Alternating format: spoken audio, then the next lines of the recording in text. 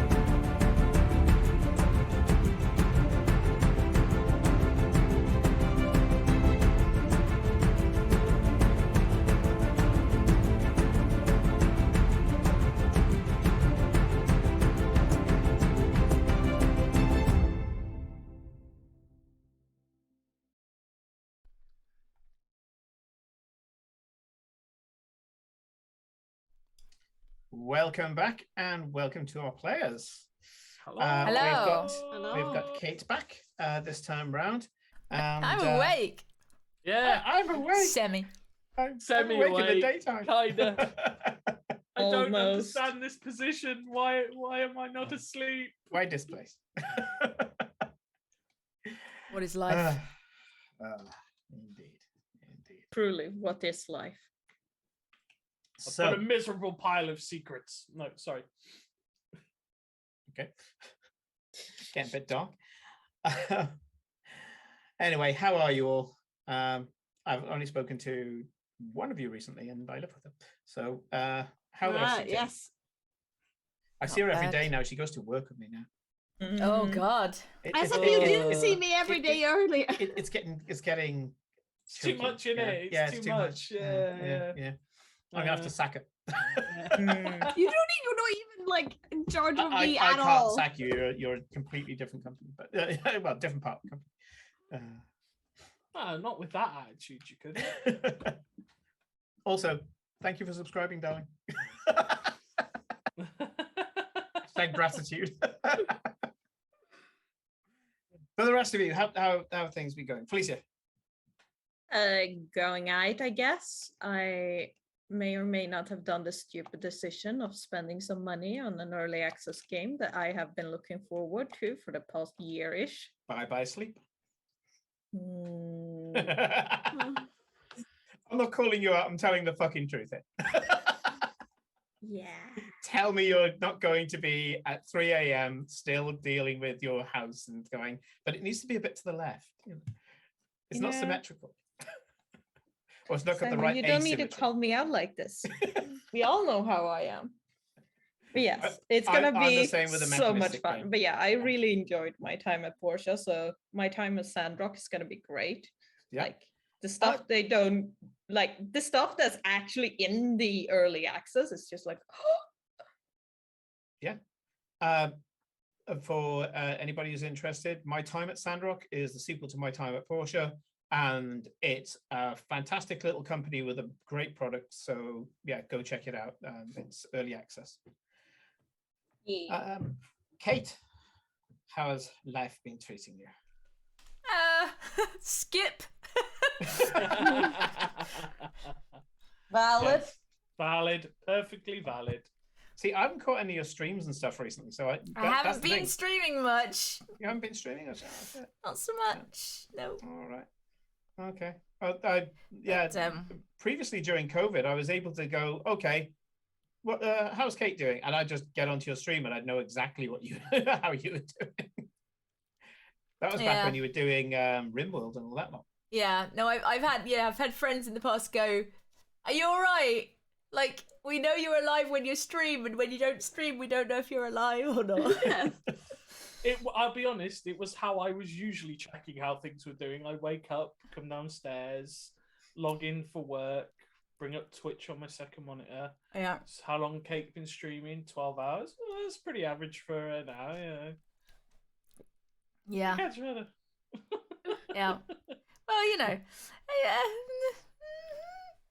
I mean, though, speaking of early access, I picked up V Rising. That's been really fun, really good fun.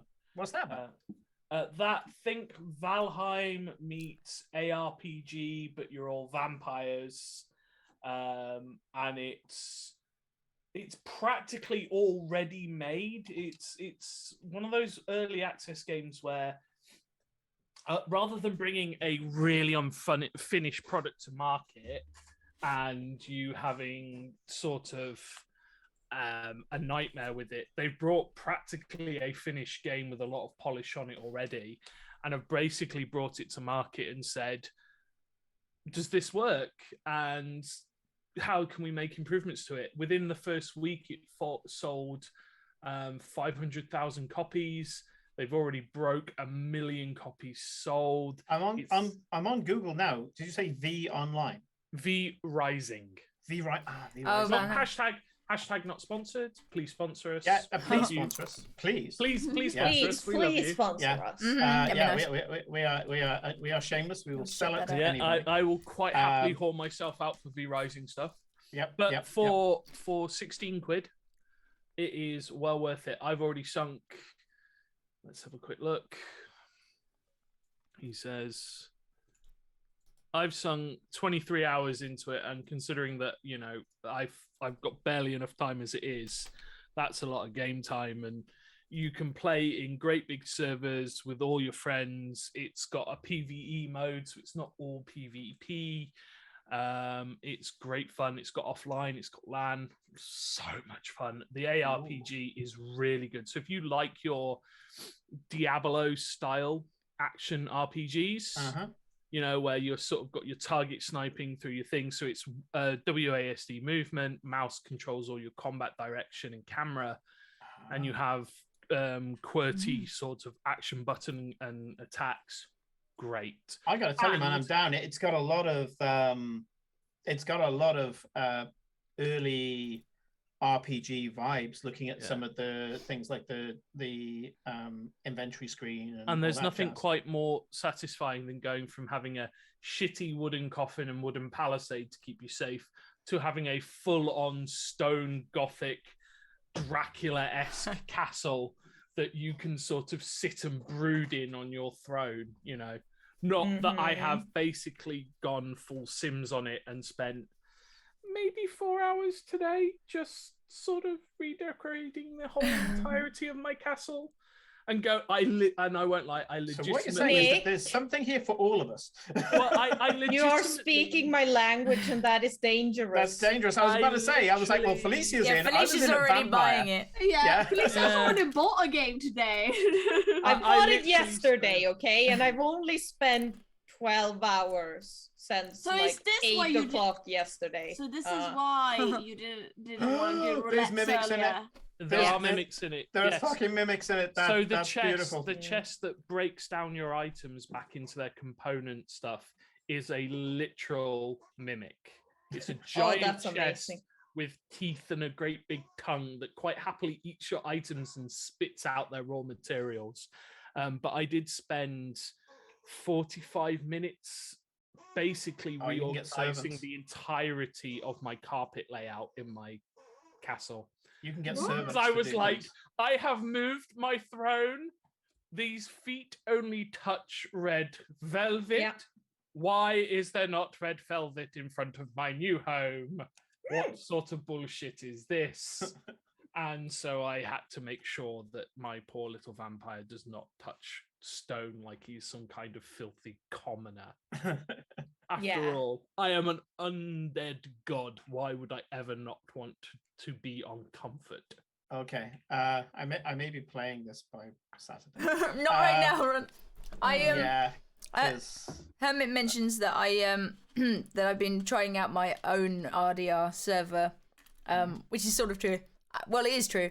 I've been like playing around with my own locally hosted server so that I can try and learn coding a little bit and understand how to mod my own thing. That's awesome.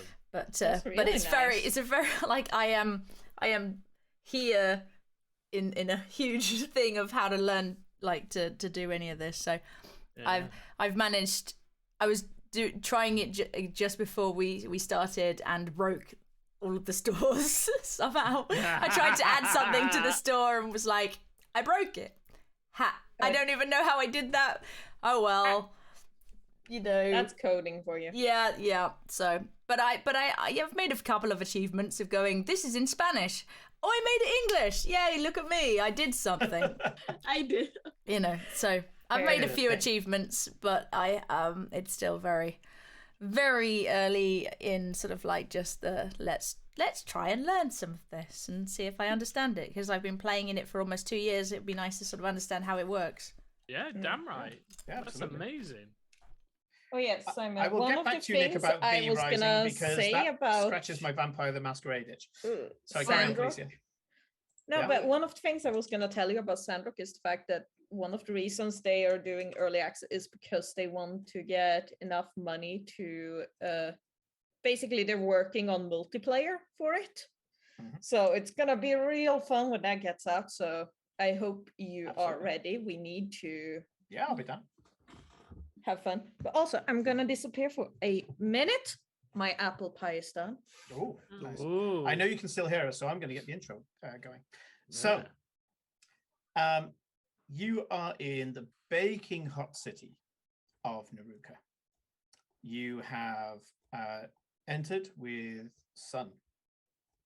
You have gone into the giant temple, the giant Narukan temple, and you went and spoke to Septa, who is one of the main priestesses there, another Tabaxi.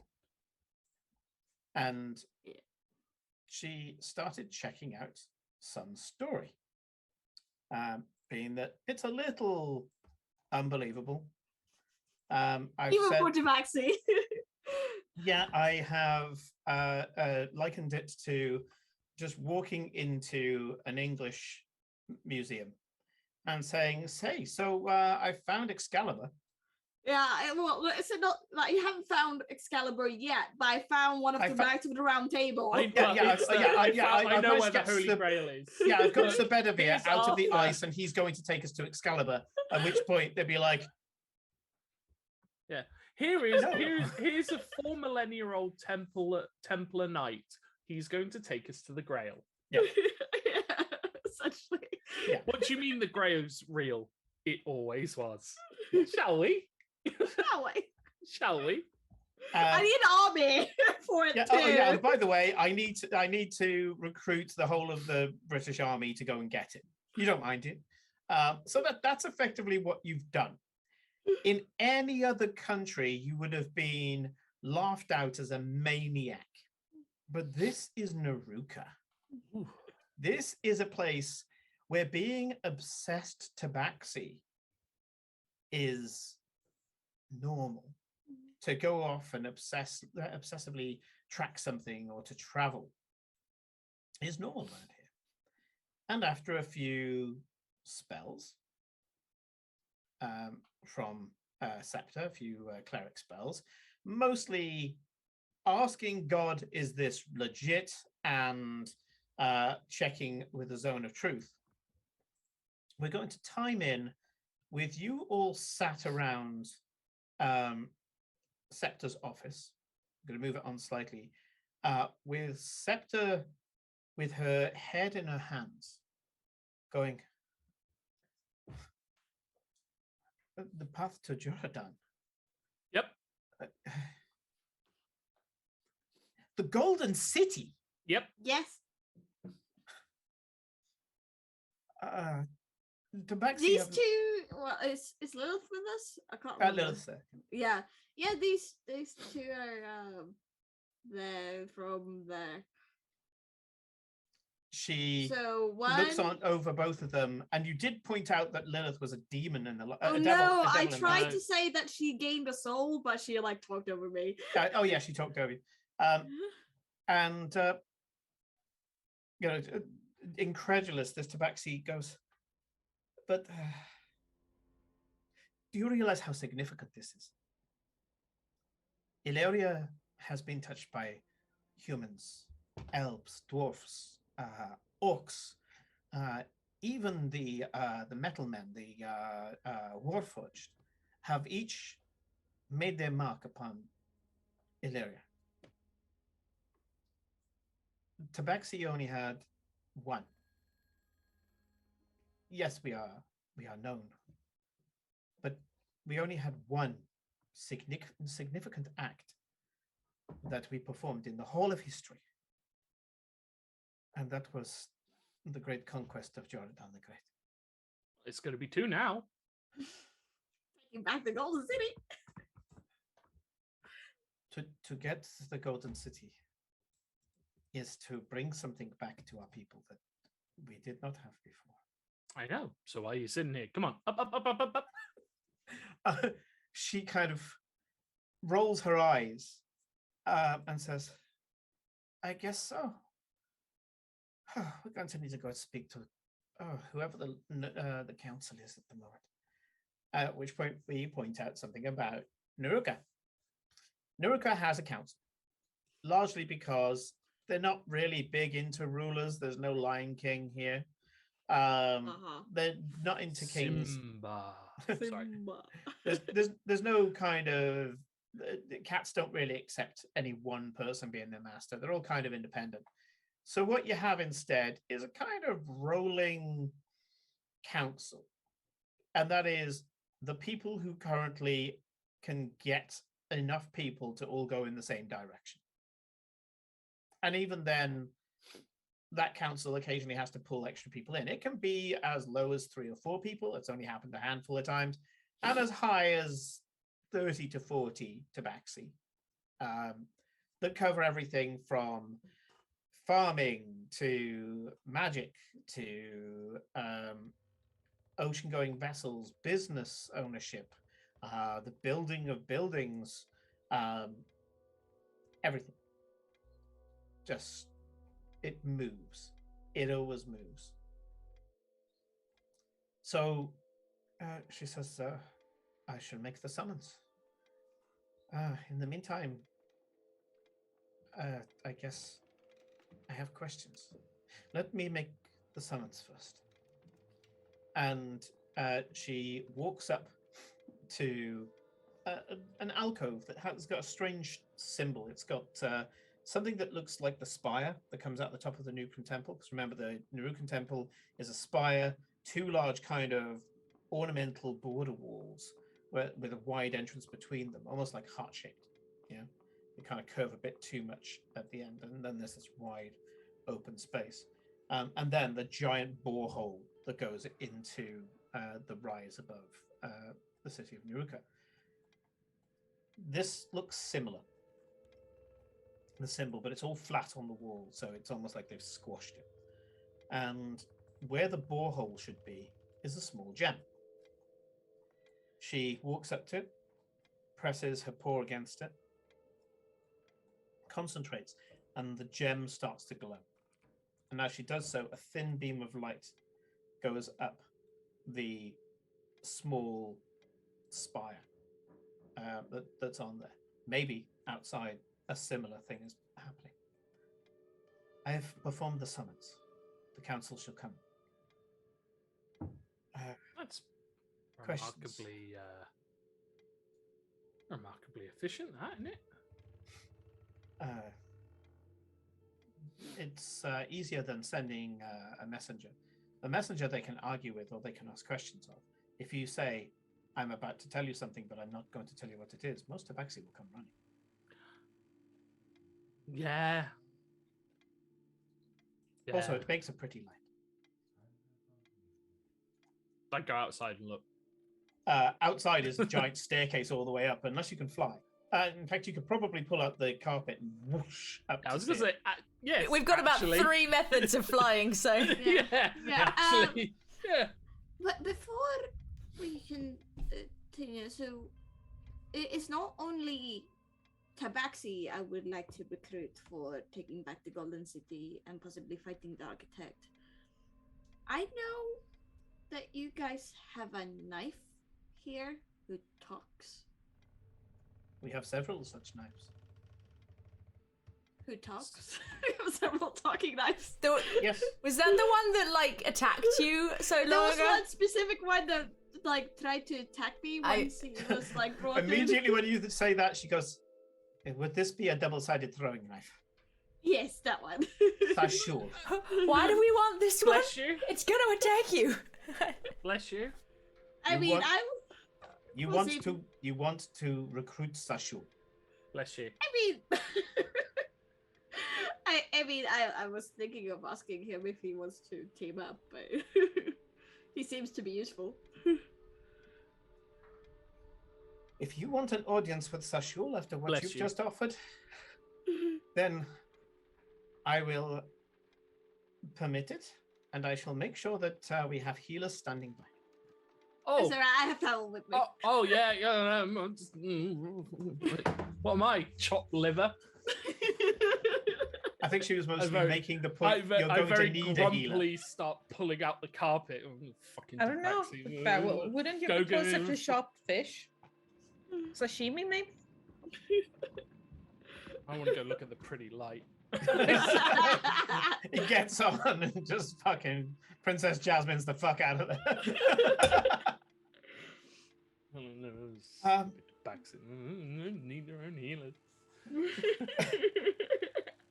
Scepter sits down and says, okay, questions. The path. How did you find the path? There's so many people have been looking. She Well- stumbled upon it. No, I was really good and did lots of investigation. You got handed it on a platter and then you ran after that string for the life of it.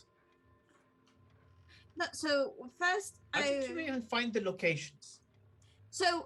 we found a painting initially. Found.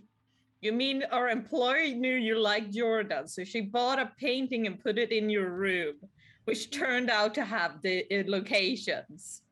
I mean, yes, but yes, I found a painting. As with- far as we're concerned, it was probably what some people call destiny. Well, anyway, we found a painting. It had essentially a rebus, kind of puzzle on it, essentially revealing the locations of the canopic jars, which when me and Son threw them off a table, all of them together, they formed Lilith. That's not how you told the story up to me. As I float past the window. I float And farewell, backwards. here's all. Yeah. With my perception. He's score, literally you've just got that outside, right. just floating on the carpet outside the window in a huff. Yeah, no. Yeah. Yeah. Do It not formed tar Lilith. Son with the same Lilith. you are. I don't know if you know much about Jordan's story. Do you know Lilith, the one who gained a soul? She said no to that last time, Corinne. Hmm. You already asked that Yeah. question. It's okay, there's a lot to go through. Yes. Yes. So Lilith was a devil who fell in love with Jordan, and then Jordan gave her a soul. So that's why she was able to split herself into several different jars, because otherwise that's a very difficult thing to do. and then she is here, and she is essentially the key to the Golden City. Lilith kind of gives a smile, a little wave, and Scepter says, "So you're the key. Who are you, Lilith? What are you to us? You are not the Baxi. How are you connected to the Golden City?" And Lilith kind of draws herself up. Not in a way that she's offended, because the Tabaxi wasn't being offensive, but she draws herself up and says, "My connection with the Golden City is I helped build it." And Scepter's taken aback and goes, "You are some sort of architect?" And Lilith goes, "No. If things had been different, I would have been your queen." And you can see Scepter does not like that at all. Their eyes suddenly very wide, because you know that if a cat closes their eyes, they are more comfortable. This wide-eyed look suddenly locked onto her and goes, "Oh, is that right?" And you can see that she's not happy with what's just been said. And Earth says, "I was Jordan's lover. Is that right?" And you can see the eyes are wide. She leans over. You can see that the hands that were just placed on the desk now seem to be kind of slightly sprung. Yes, that is correct. She was Jordan's lover for a very long time. Up until the end? Up until the end. It was... and you say that she gained a soul. She gained a soul. You can check it if you want. You're a powerful priest. You can do it. It doesn't work like that. I know, I'm a priest. It appears I was checking the wrong person. And you can see suddenly her eyes flare, symbol of Ioun flaring at her neck. And Lilith winces, not so much in pain, but kind of discomfort, and she goes, "Using some juice there, love."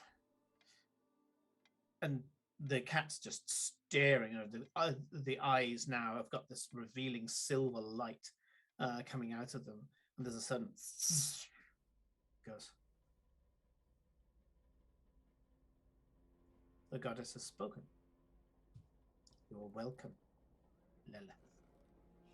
She says the name as if to say, "I know that's not your name." Mm-hmm. So, we have the reason for the fall of Jordan, his loyal retainer, and now the potential for a future. The kingdom of Jordan would have covered all of what is currently known as Vardencourt. We would have had Tabaxi rulers, power. We would have rivaled the dragons themselves, and we would have been fair with it. You see how we govern ourselves. No kings. Yeah, that's not how you were. That's how you are now, due to the fact that you didn't have all those things that you said. You're fair and democratic now. That doesn't necessarily mean you were then, or you would have been in the intervening time. In fact, actually, there's a very Where are you? I'm out the window. What? Get your ass back in here, you. The windows go out into the borehole, so he's just there staring down at what must be 30, 40 stories straight down, and he's just talking through the window. I have oh fuck, what's the cantrip called? It's just jumped out of my head. Thaumaturgy. Thaumaturgy, you can... Yeah, it just echoes down at you. It's just like that's how I do it. It's fine. Fine, I'm coming back in. The light wasn't that impressive anyway. It's a very pretty light. Everyone's a critic. You come in and she says,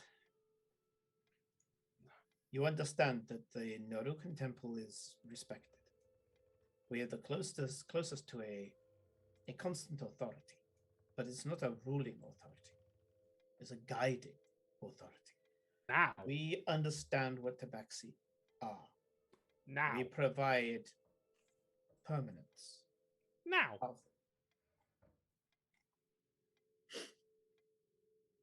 Yeah? Yes, and we're talking about current times farewell or what's yes. happening. My point. Oh, being, sorry. Had we moved on?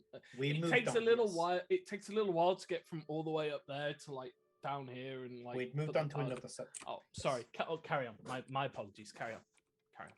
However, for any decision to be made, the council has to be persuaded, who then in turn will lend their voice to the greater whole. You will have many Norukans who just don't care. They have their own focus. But to get enough of them to decide to all decide individually to go to this adventure at the same time, that is the closest that you'll get to an army of Norukans. In the time of Joradan the Great, you're right. It was different. Joradan was able to be the obsession of all. Everyone followed him. Out of Noruka and across Aleria. He was able to harness our obsession, our fascination, our idealism in a way that no one living yet has managed to do. You will get, at best, a Tabaxi strike force who will agree to work together. Anyone who has seen a Tabaxi strike force will be able to attest to how effective it is. We are natural born hunters. And once we come together as a pride, we are potent. More potent than some greater armies. But you will need to persuade them. And in order to persuade them, you have to know them. You have spent time amongst Tabaxi. Two of you are Tabaxi. And as such, you should be able to do this. I shall lend my voice, but the rest is up to you. She starts. The council are here. I will have them taken into an audience chamber. When we get the Golden City,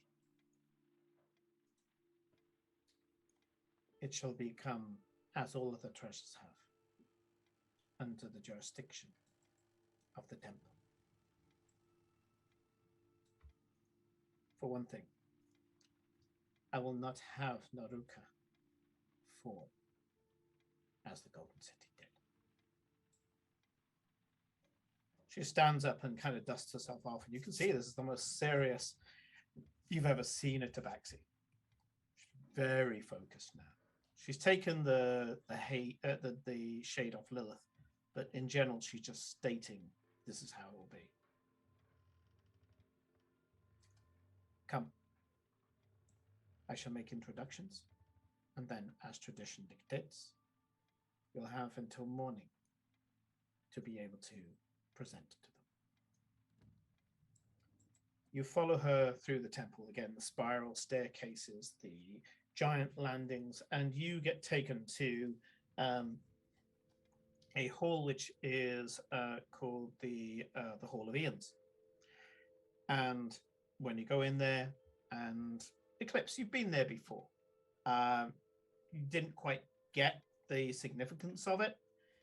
It's just a big hall with random items. And it has been extended and extended and extended. Each significant age, one item, has been placed into the Hall of Ages. And you can see it goes fairly deep, but it has a large auditorium feel to it. The way it's meant is that the way it's made is that it angles down slightly, and it has these kind of, as I say, auditorium type chairs, and it just keeps going down, almost like a crenellated slope. Sat in the front chairs, although you do see that a lot of other tabaxi are kind of dotted on some of the further back chairs, is about 11 tabaxi. As Septa comes in, she goes, there is always the 2 or 3 of the group that are more influential than the others. Figure out who they are and turn their minds, and the rest will change. You get taken down, and you're now in what would be the stage of the auditorium, which is just a flat piece at the bottom. And Septa says, Council members, thank you for coming. I see only one of you is missing. We have heard incredible, amazing news. The path to Jordan the Great has been followed, and we are now at the crux of being able to enter the Golden City for the first time in millennia. The city will be dangerous. The foul fiends that caused it to fall in the first place will still be trapped within the city. We need to get through and save our immortal king, Jordan. Immediately a hand shoots up. Yes.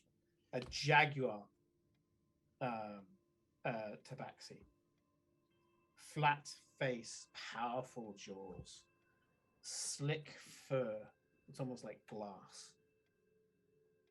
He leans forward on like a senator's chair type pose and goes, "We have no king, priestess. If this Jordan is still alive or some other form, he is nothing more than the rest of the relics of your temple. Do not refer to him as a king anymore." I don't know. Septa says, "Very well. Flame has the right of it."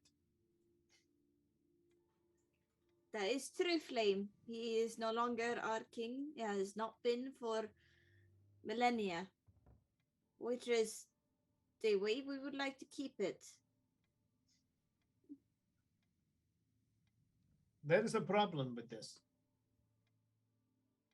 I see many of my my colleagues here are looking at you starry-eyed at this adventure, this story, this legend in our time. But we must remember who Jordan was. Jordan was a hero, yes, a warrior without peer, chosen of the gods even. And so many tabaxi are not chosen by the gods. What he was, however, was different. And I have to say that if Jordan was restored and brought here, I wonder how the fascination, the obsession, the idolization of this man would change Naruka permanently.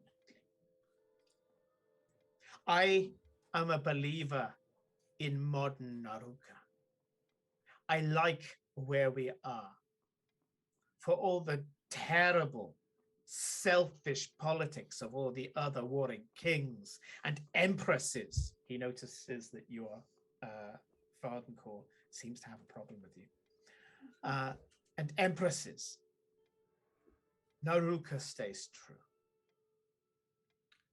We do not plan to bring him back here. That was never the plan to bring the whole person of You would- Jordan back here. You would bring Jordan out of the Golden City and expect him to go anywhere else? Well, yes, because there's a big threat, you know, the architect that people been talking about. I do not know of the architect. What has he built? Big World the existence as we world's- know it. he's big level magic shit. He's trying to get back to the prime material plane and fuck it up, and we're gonna try and fuck him up. You want Jordan to take down some big bad guy? I'm not necessarily looking for Jordan himself. I want the heart of Jordan, but if he comes along, that's great. You want to pluck out his heart? It's Oh no, the something- legend. The legend. Is, legend. the heart of Jordan is an object. So you are trying to go. Okay, you are trying to go to ask him to relinquish an artifact. Now you're Yes. speaking my Yes. language. However, when you go to get this artifact, Jordan is going to want to come home. Of course. Do he you is. know why this? Because every Tabaxi eventually wants to come home. Tell me something. Your Republic? Yeah, Republic. It'll do. cat gang. Cat gang. Is it built of sand? Or is it built of stone? How long has this council, not necessarily these people, but how long has this council sat? Centuries? Millennia? You make it sound like the council is something permanent. No. It But is what I am a little above trying mob to- rule in Naruka, but it is organic. It Hmm. is passion. So it is of the people, of the Exactly. thoughts, Exactly. pulse, of the beating heart of your species. The very essence to what makes you that. And it's strange. I've spent, at least in the last few years, very little time with my own kind. And now I stand in a room full of people that are like one of my closest friends. And you say that you worry that what you have now will go away. But of course, by being your very nature, of course it will. How can it stay? You say yourself, it is the beating heart. And if the heart wishes to change its direction, if the people, the group, the very soul and essence of the Narukans say that they wish to welcome one of their own back home, doesn't it go against everything that you stand for to stay and stop it? Does it not go against everything that you stand for, everything that you believe in, everything that you are passionately fighting for right now? If he arrives and everybody does want to sit and listen to his tales, and they are emboldened by him, isn't that the whole point of your journey? Is this not why Eclipse left? To go out into the world, to experience, to learn, to find, to grow, and to come back and share. And as a whole, you grow. And if through that change, through that growth, you change, either be for good or for bad, isn't that what you're supposed to do? From the corner of the room, a female tabaxi voice almost purrs at you. Sir, I think you know my race better than some of its people. And you turn to see, compared to the jaguar, who is dressed in some finery. This female tabaxi is wearing basically kind of harem pants and a breastband. You would almost think monk out of character. And she's just leaning against the wall, and you know she wasn't there a couple of seconds ago. Yeah.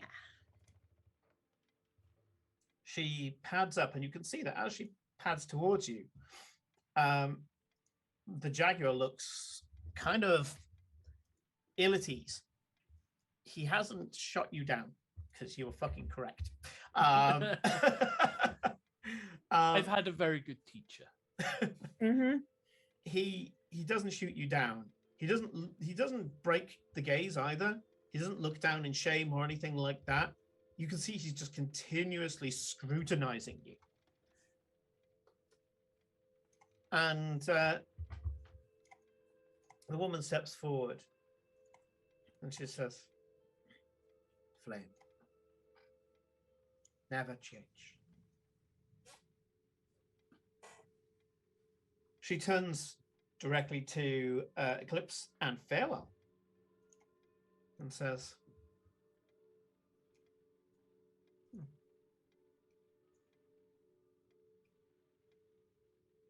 "I am Willow." Hello, Willow. Farewell. I'm Eclipse of the Moon. I heard.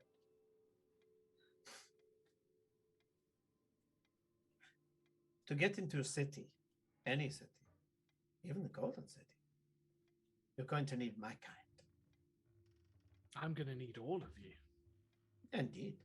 When we You're decide going to go- need Flame's lot shouting in the middle of the streets, getting ready to tear apart anything that comes towards them.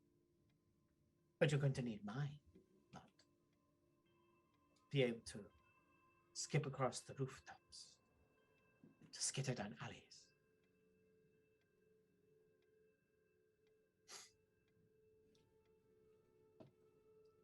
As I say, you know my people well.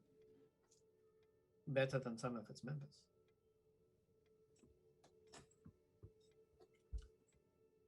What designs do you have on the city itself? The city None. itself? Couldn't care less. Yeah. None. As Eclipse said, none. We would give it to the people. It is, Yeah. after all, your culture, your history. If my people want it, we can have it. I guess it's if we want it or not. It's currently infested with demons, and then they might have devils, and they might have destroyed most of it. But You say that you have a rodent problem.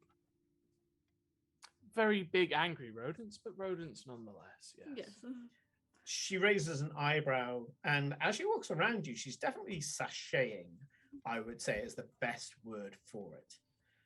This isn't something flirtatious, or not flirtatious in the same way. This is an excited tabaxi.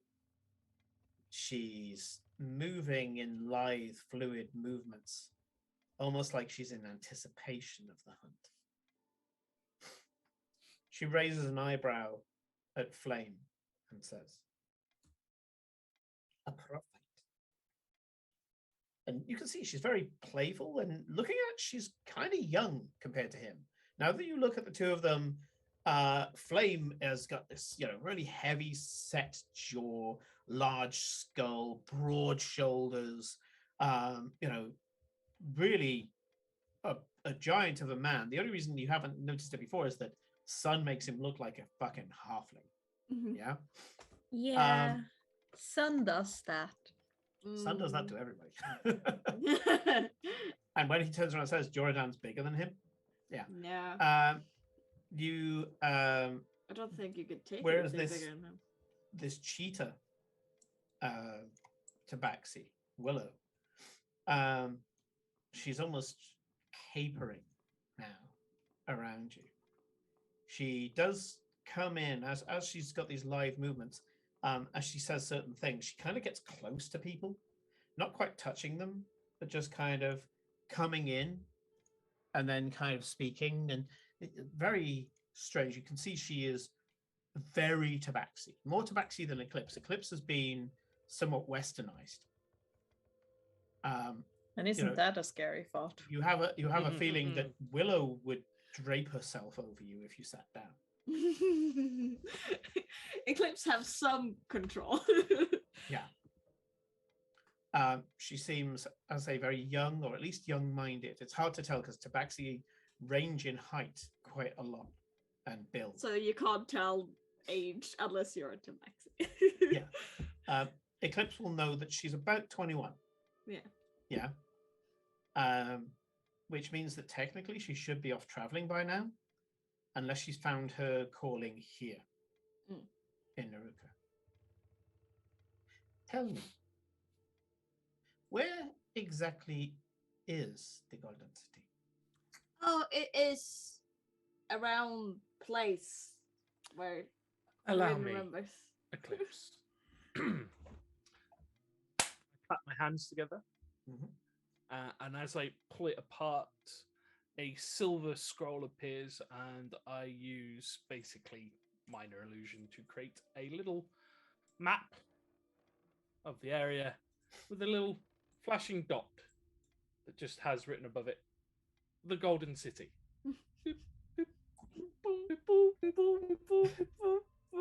I will use minor illusion to add the sound effects.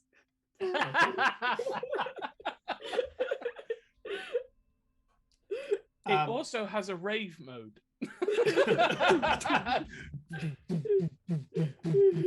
Just goes full on like strobe RBG. That's the point where a rather fluffy tabaxi takes her turn to speak. She's kind of a long-haired Persian. And you can see that she, where all the others are really lithe and all the rest of it, this one, she kind of a bit poofy. Oh my god, is she a She's got chubby a- cat? Is there a chunk cat? She's got a flat face. She's got a flat face like somebody hit her with a frying pan. She is She's the Breathes Heavily cat. She's got kind of like a bluish grey coat, which is in this heat very, very, very poofy. She has a robe on, so again, very different compared to the kind of business mercantile suit of the Jaguar and the monkish suit of Willow. And she makes just this little and at that point people will look at her, and she stands up. You can see by her stoop she's probably a little older than the others. Eclipse, she's probably in her 50s. Yeah. Also, is she a chunk cat? Is she a fat cat? She's a bit chunky. Yay.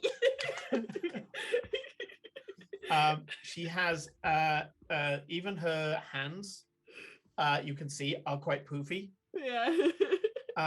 And you know, like the back is kind of slicked back a bit. You have a feeling she regularly kind of has to groom herself so that the fur just doesn't get in between her fingers and things. Yeah. And she steps forward and says, "This was the last known location. Yes. I do not believe that the city is there." It is technically not there, but it's also there. It has Yes. been displaced through time in order to hide it, and It's in like- order to make sure that whatever was in there could not get out. I know scholars who have checked that area completely. Well, I say I know them. I have read their works. For it to be there would have to be some sort of presence. I would say that the Golden City is now its own demi-plane of existence. Exactly. Probably yes. Yeah. Yeah. Yeah. That is essentially what has happened. There Yeah. are other spells where you can fold space. So you would We know. Yeah. Well aware of them. Yep. She looks a little put out at that and says, I have 3. And I point at Gloria and I'm like, she's got like 6. she looks a Actually, bit we put wrote out. 2 and of those together. you can tell that she Would you wants like Well, to to flex. yes, if we make Yeah. if we, Would you like we to see fix- it? We're we really fixed proud the- of that one. The caravan was the first proper done, but like I have a Yeah. few different demi planes now. Yeah. Yes. You So need ones for different occasions, you know. I'm Anyway, not talking let's about a go. demiplane. I'm talking about folded space. It's very different. Yeah, we If Oh it was- yes, if it was which I folded have space- experience. My cousin is kind of an expert in the subject, so I've had to learn myself. Of course he is. She picks up because she seems to be, obsessed with showing you her spell. like I am good too. She picks up her purse, which is just a small drawstring bag at her belt, throws it on Oh the god, floor, it's gonna have Werther's originals in it. and gestures. And as she gestures it, suddenly your eyes feel like they've been folded, and you can see that the flagstones on the floor no longer match up, and Mhm. yet the overall room shape hasn't changed. But right there, it kind of goes square flagstone, triangular flagstone, and then very narrow flagstone. The cat who hasn't given her name walks straight up and says, and as she goes through the thing, she goes, "See, space no longer there. So it is not there, which means it should be accessible anywhere. There's no opening portal, I presume." And she turns to Eclipse, but it's Lilith. I answers. turned to Lilith, going like, "Well, you know." Of course, there's no opening portals. The Lilith says, idea "No, is... it's not a case of a hidden portal. You're correct. The Golden City has been untethered in terms of its location. We could access it anywhere." But it would. I mean, that makes it easy. Then we don't have to march an army anywhere. But it will probably be easier to get back to where it originally was, as you can trace the thing back from the source. It may be easier. She looks at Then Lilith, again, and if Lilith you would says, like the Golden City closer to home, we could pull it out here. Lilith, Plonk it down in the middle Lilith of it. raises her hand and says, "We won't be able to pull the Golden City back into this reality." Not with that talk. Not with that attitude. Which is fast becoming Nick's slogan. I mean, considering the Lilith says, bullshit "No, our you don't characters understand. got. You see, we had to copy a part of this plane of existence to then turn it into the to take the Golden City out. We effectively copied the landscape, put the Golden City into that landscape, and then removed it from the current landscape, and then restored it through time. There's no way of really putting it back there unless we decimate that area. But even then, Oh, that wouldn't be hard. we don't have access to the magics that we once had." I mean, I think mean, you just don't. keeping it as a folded space demi-plane thing is probably better, because I can't imagine anywhere where you could just plonk a city down and it'd be fine. Well, we could always raise the area. I mean, I've Maybe never you put can a find city a back. Desert somewhere, you could just plonk it down there. No, and you don't do want to minimal put it in damage the to the desert environment. because you've got to have access to water and arable land, and Yes, but the thing is, if you just plonk a city down, you're gonna do massive damage to whatever environment you put it in. Well, that's the point, isn't it?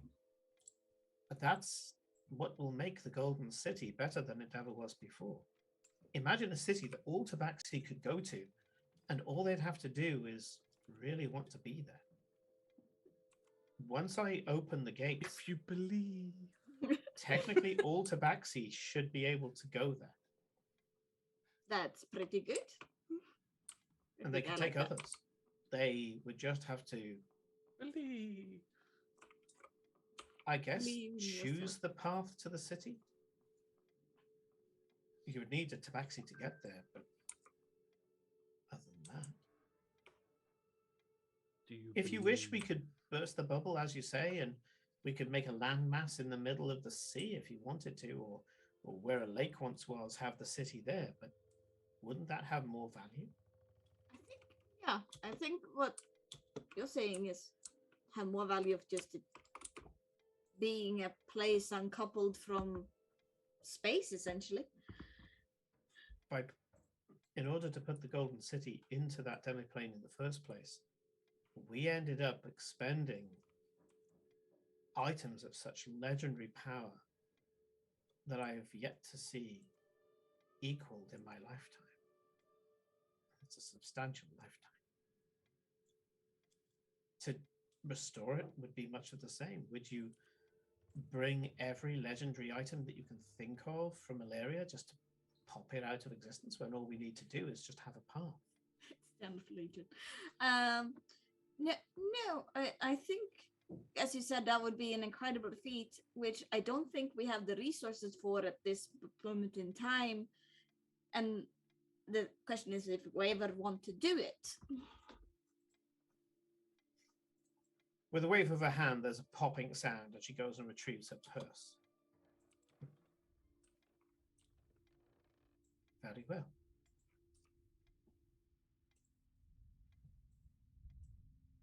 Tradition says that you have to return in the morning. And if we are still interested, then we shall agree. If we have lost interest, it wasn't that important. Would anybody else like to speak? And all the hands go up. There's now the full 12 people. There's 9 of them, and I'm not going to talk about the other 9. They are a mix of tabaxi from lots of different areas. They start talking about things like, there will be many treasures in the Golden City. There will be many tabaxi who would wish to find rid of those treasures. What would be the rules of re-ownership? Re-ownership. You can see this is an old ocelot. Well, isn't that kind of the same question and answer as to the city one?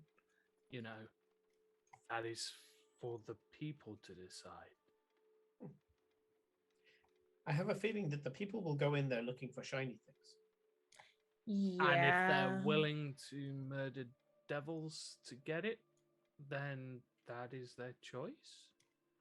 He strokes his little ocelot beard. Ocelots don't have beards, but this one does. He has a little tuft. And he goes, captivating.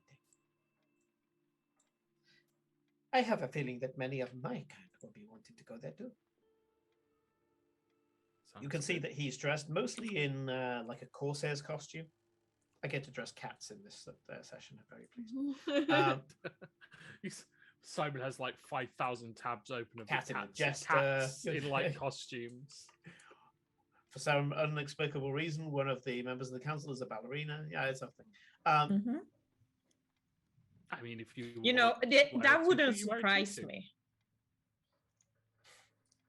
Another member of the council says, we need to preserve many pieces of arcane knowledge, but I am mindful of the fact that some of that knowledge may be forbidden.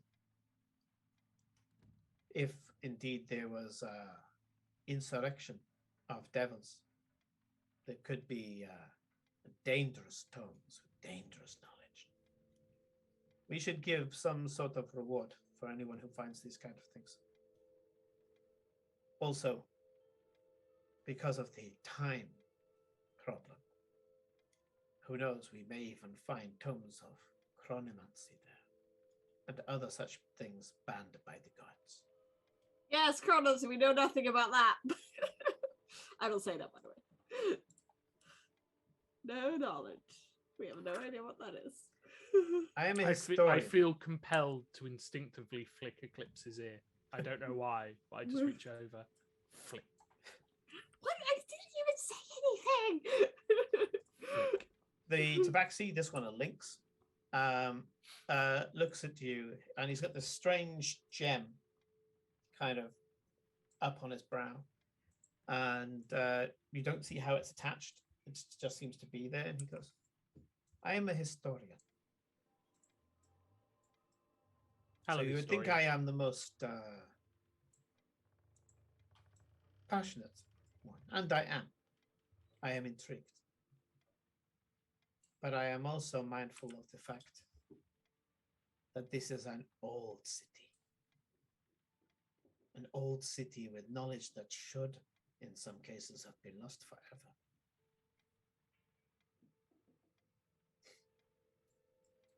What do you know of destiny? At which point, A bit. Lilith actually does a double take and goes, what? I mean, I'm gonna hate myself. for Glory will asking just this. look at Eclipse like, well, pull out the necklace. Do you? I do have you a mean- necklace that apparently is a destiny necklace. Yeah. Do you mean the actual sort of phenomena destiny, or is there an actual fucking tabaxi called? Yeah, is there a person named Destiny? Destiny the thing. Not the Thank you. particular Right. Okay. entity. It's good. I literally could not. Yes, because Destiny is a plausible both tabaxi and tiefling name. So Yeah. Yeah. Whilst you've been saying this, he's getting up out of his chair and walking towards you. yes. Careful. The necklace is a little bit of a wild ride. I mean, you're welcome to take it. Just be warned. Yeah, I mean, if you're meant to take it, you're meant to take it. Take It's it. kind of how it works. It's, says, yeah, it's exactly It's fine. how it I am only works. destined to hold it for a few seconds. He seems a little disappointed and says, my time is now, if you do not mind. I give it to him. You feel compelled to.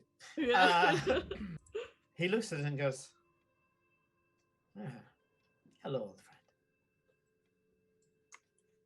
friend. This is my grandfather's pendant, or as Oh. much as it belongs to anybody. Now I look at it, it's like being with him again. Aw, that's nice. Thank you. Thank Answer you. back to you. You have my support. You have my family's support. My grandfather wishes to give his support as well. Thank you. That's very kind. Also, thank you for the necklace. He turns around and says,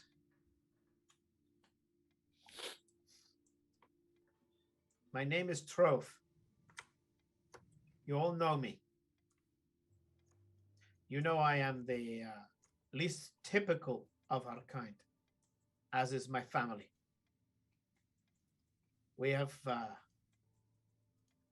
kept some of the more dangerous elements of magic, the other planes, away from our fair city. Yes, my grandfather had this pendant. He knew when to give it away. He also knew what to set up. The necklace would speak to him, which is why I currently have in one of my warehouses a vast supply of arms. We also have armor, old tabaxi armor, old in the design, you understand, made secretly by my family for generations. I have been Right. waiting to see this pendant once again. I say to you all, it is time. Turns to Flame and says, I have enough for all of your men. All I ask is I get to see the Golden City by your side. And Flame kind of he's been scrutinizing you all, looks at you and says, looks at Flame? No. Flame, looks at, God, I just had a brain fart. He looks at the links Mm-hmm. and says, by your side. There's a little kind of strange smile. You're feeling these two are probably second generation being in the council, even though it keeps changing. You have a feeling that there's like regular revisits by certain family members just because of how influential they are. And these are two of them. Right. Crystal seems to be the third because she kind of totters forward, stroking the back of her hands and says, I love this person capacity.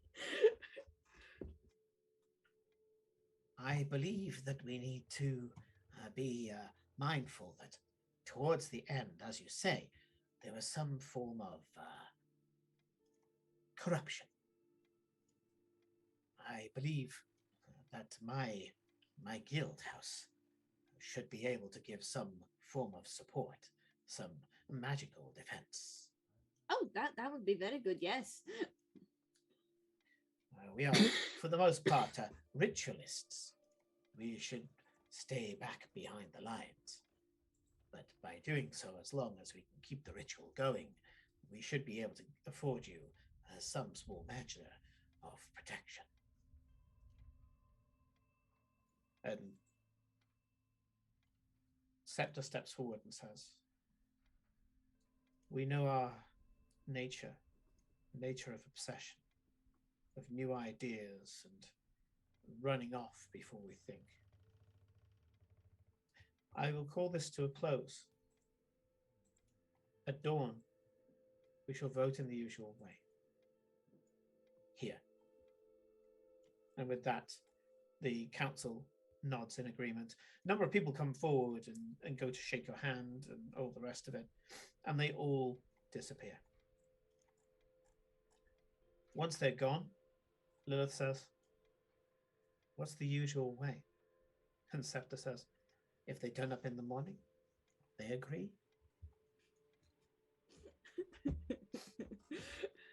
Basically, if the cat doesn't go off and do something shinier, then the vote is yes. And that is Narukan voting, which I was able to work in as something I thought a long time ago. And this is how they do all their voting. If they turn up, it's a yes. Yeah, if they don't. If you're in an empty room, it's a no. Can you keep the cat's attention overnight?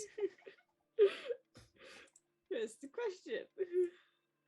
I'd just make thousands of laser pointers, just directing them into the room. And just yeah, or the other Yeah. way round. If you're like, It's I like, don't want them to I win could be a quick. king here. Make something Dancing exciting. lights. Yeah.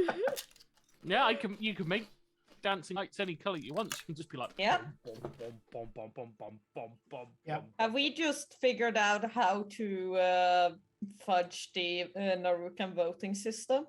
Seems easy. Yeah. Or if you just No bad luck gerrymandering, if you've no got. filibustering. You just need some funny lights. I'd be awful. I'd never vote for anything. I'm too forgetful. I'd just be like, oh wait, there was a vote. Oh shit, I was meant to be there. Oh. It's just kind of like, what did I miss? Vote for National Health Service? Ah. Well, maybe next time. So with that, Should we take our break and then? yeah, it's a good time to take the break.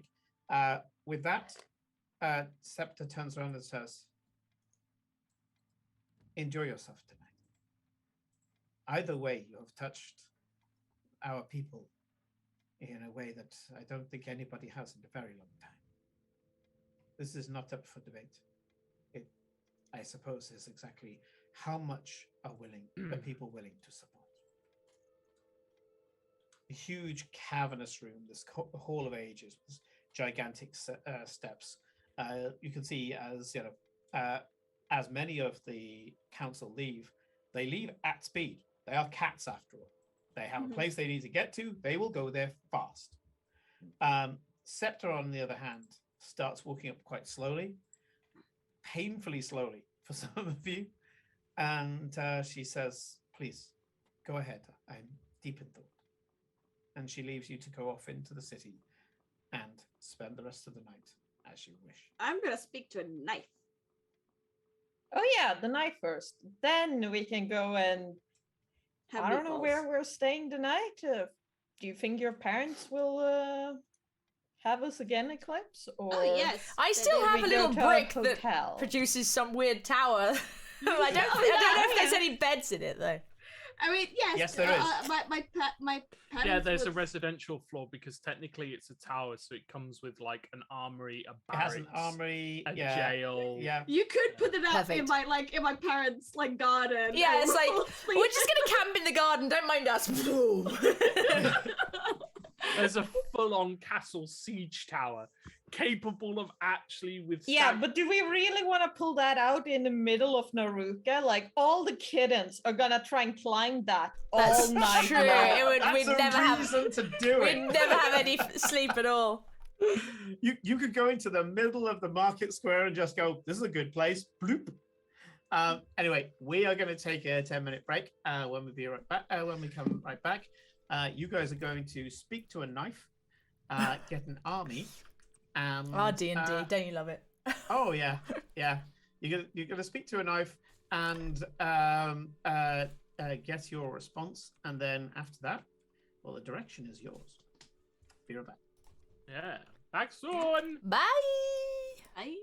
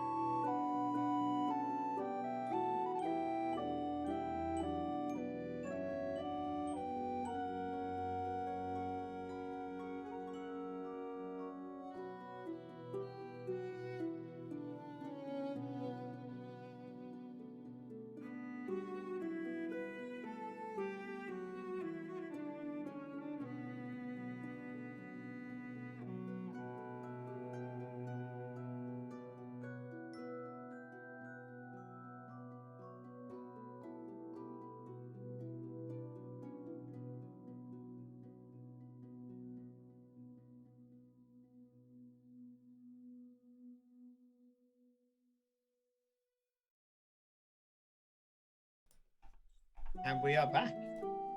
Now we are. Now we're back. They heard And us. we I are think. back. When we left off, you guys had spoken to the council.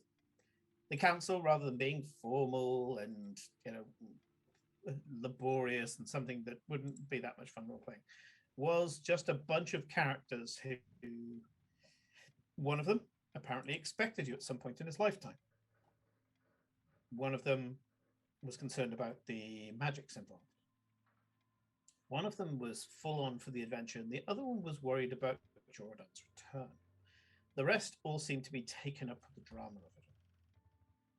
Now that the council have left, and you have the trial of making sure that all the council turn up the next day, you head on up out of the Nukan Temple, and sprawled in front of you these beautiful square buildings.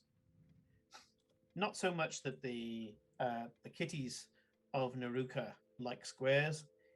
It's more just that it's the simplest type of building to make. There's a few exceptions. There's some beautiful looking buildings. But for the most part, they're just places that you go to when you need to sleep or eat or whatever.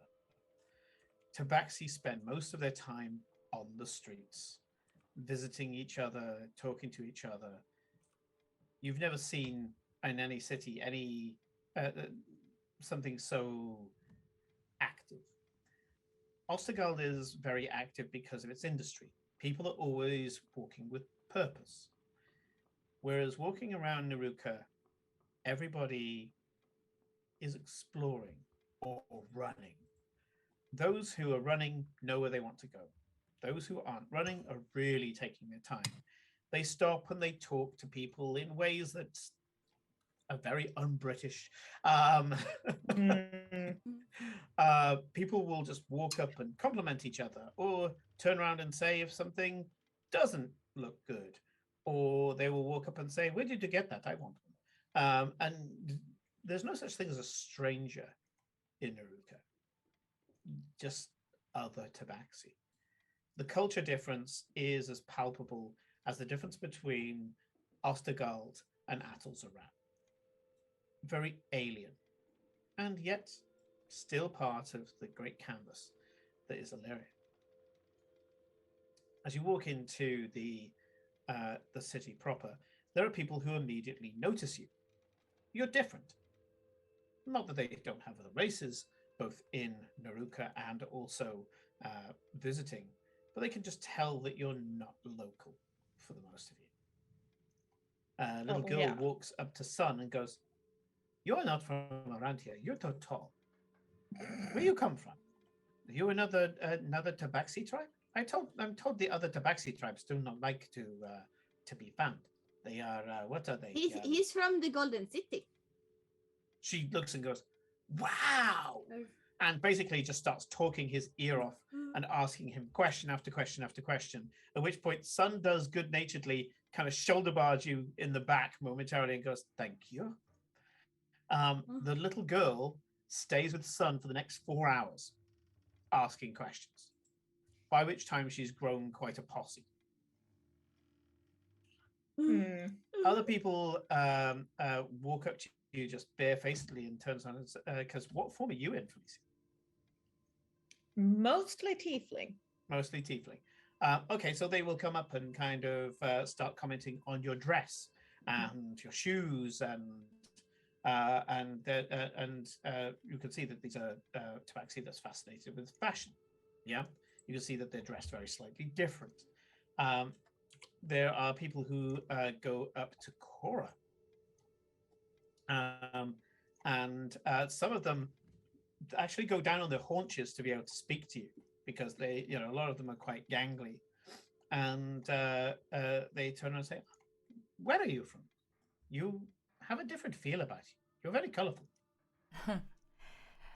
Oh, well, where I'm from and where I'm going are two different things. I know that. Norukans know. I mean, I'm from Freetown. But they turn to a slightly older tabaxi who goes, "Ostergald, Varenko." And they go, okay, and they turn back to you immediately. But I have a hint of Fae, and I'll do some sort of Fae thing. I'll conjure something that's particularly Fae-like. Actually, I'm going to press you on this. Go on then. Press you on this. Go on then. I don't want you looking at your character sheet. You don't want me looking at my character sheet. I don't want you looking at your character sheet. We're starting to get beyond that now. We get beyond. I'm not beyond looking at my character sheet. Do that all the time. We're in the story. We're getting beyond that. I see. If you need to go get your pizza, I will go back to. I might have to go get my pizza. Yeah, it depends how long. Right. Oh, okay. I mean, That's I'm curious what you're going to say. Okay, we'll see if it's ready. I'll get you. It might not be instantly ready. I might have a minute or two because I put it into a slightly cold oven, but still. Burnt pizza is not so good. So okay, we will be quick. And I want you to tell me what Cora does, but I don't want you thinking about the powers that you've got on your sheet. Mm-hmm. I want you thinking about the story of Cora. Well, the story of Cora. Okay.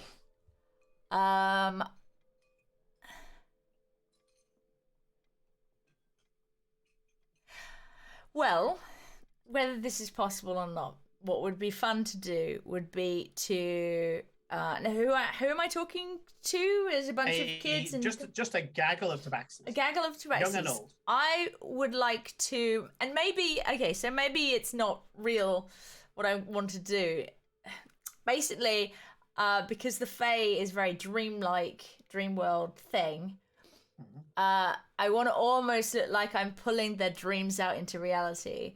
Now, I don't know if I could actually physically read their minds as to what they dream about, but I expect I'd know cats enough and maybe Eclipse enough to be able to pull out, fish and chasing strings and things like that. Okay. So I want you to give me a spellcasting roll.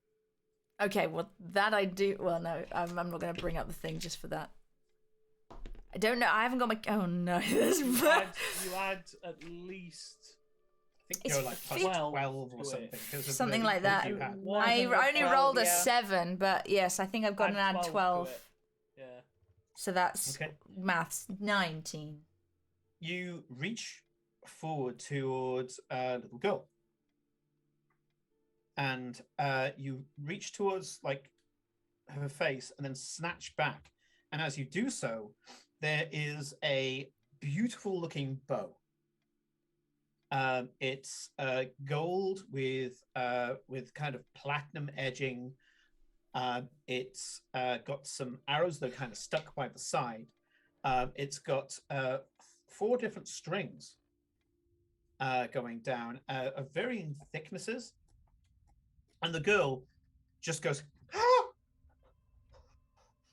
She's absolutely gobsmacked. The others are they kind of go, oh, that's an impressive trick kind of thing. But the girl, there's a tear rolling down her eye. And she goes, no, it can't be. Is that real? I mean, it's real in here. And I tap her on the temple. And she's there. She goes, that's my mother's bow, but it's smaller. And I pull it to make it bigger. She goes, that's too big for me. I shrink it down. Little tabaxi girl. Yeah. I make it perfect for her size. And she goes, may I? And she takes one of the arrows, puts it onto one of the strings, pulls it back, and fires it.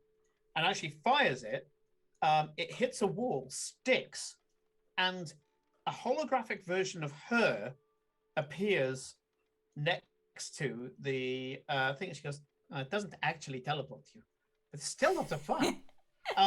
Takes a second bow, puts it on the other string, pulls it as hard as she can, fires it. It turns into a bolt of lightning that makes several tabaxi jump and do a hissing noise. It's the cucumber jump that they do. You saw that the lightning bolt went through several people, but didn't hurt them. And she goes, "This is fun." I just wish there were more arrows, at which point there's a pop, pop, pop. And she goes, can I keep it? You know that this will only last for a couple of hours. Yeah. You can keep it for a little bit, but it will disappear in time, as will all things. Back in here. Mm-hmm. She dashes off to go find her friends, firing lightning bolts into the sky, making illusionary copies of herself appear in the wall. She takes another arrow out, strings it to another string, and as she fires it, it splits off into many arrows, making a lot of people kind of hit the deck. But when it hits certain people, it just goes through them, and they go, neat trick, just good. Thought I was going to die. Well done. Kind of thing. And the little girl is absolutely, beyond herself. You had a feeling that you could have potentially made that more real if you were wielding it, but in her hands, it's like a daydream. And you can now feel this little girl as she's running away. You can almost feel an energy coming off her. At which point, all the people who were talking to you suddenly, as one, go, and the guy comes forward and goes, "Me next." I'm not going to get you to roll again. I'll spend some time trying to pull out fun things for them. Okay. If I'm allowed. A random dream bric-a-brac gets pulled out of their minds. With one of them, you pull out a captain's hat. The second he puts it on, you can see his eyes glaze over a bit and goes, "I can see it. I can see my ship in the distance. It's over at the harbor." He goes, I probably won't be able to step in it. I'll probably go into the water, but I want a closer look. And he goes and charges off. Another one comes forward and says, "Okay, how about me?" And you pull it out, and suddenly you go, "Oh, it's big." Throw it to one side, and it's a horse. Mm. The guy goes up and tries to get on it, and he goes, "No." And then he starts to stroke it, and it becomes a little more real. And then he jumps on the horse and gallops off down the street. You can see for some of them, they struggle, depending on how connected they are with their imagination, with their dreams. They struggle to touch what you're given. Mm-hmm. Like the one with the captain's hat, you have to place it on his head, and then after that, it's stuck, but his hand can still go through it. For the others, it's a palpable item in their hand. One of them, when you pluck it out, it's just a meal. It's not a Narukan meal. It seems like a platter of stuff, like a antipasti. And he just goes, "That is exactly what I dream of." And you can see he's a slightly portly cat. Yeah. You have a feeling in another life he was singing, "Everybody wants to be a cat." The big kind of jazz singer cat. He takes the platter and goes, "I'm off to dream by myself," and walks off. As he's there, he takes like a morsel and goes, "I can taste it. This is good." And so, yeah, I'm gonna run for pizza. Talking of food, I'll be back in a second. Go get pizza. Glad we went full circle with that. If I didn't say about the platter, she probably would have forgotten about a pizza. Yeah. All we would have seen was just smoke gently billowing across the screen from filling the area. You do get a kind of elderly white lion character with a long kind of tobacco pipe coming up to, or at least you think it's tobacco, goes up to Farewell and says, "You, my boy, you are from Elemental Plains?" "No, I'm from here. Well, not here. But I'm from this plane." "Ah, okay. A shame. I've always wanted to go and visit the Elemental Plains." "You should." "Yeah, I think I left it too long. My travels took me elsewhere, but I must admit, even though I am an old and matted tabaxi," and he pulls at his mane, getting a, like a hit. They're getting like a snaggle out. I still want to travel like a young man, you know. Yes, I think to go and see the sky cities of the air elemental plane, the sunken cities of the water elemental plane. I probably get fire mist. That sounds painful, but yeah. She wouldn't be cold. True, but I would be constantly accompanied by the smell of burning hair. And you can see he's kind of a tufty boy.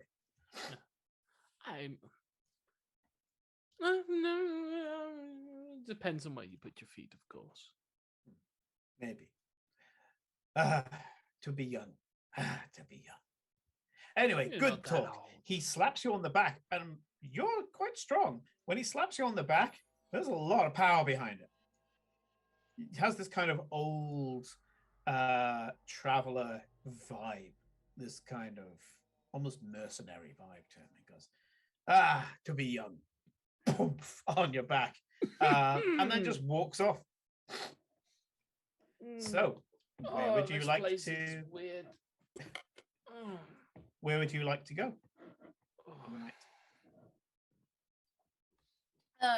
Well,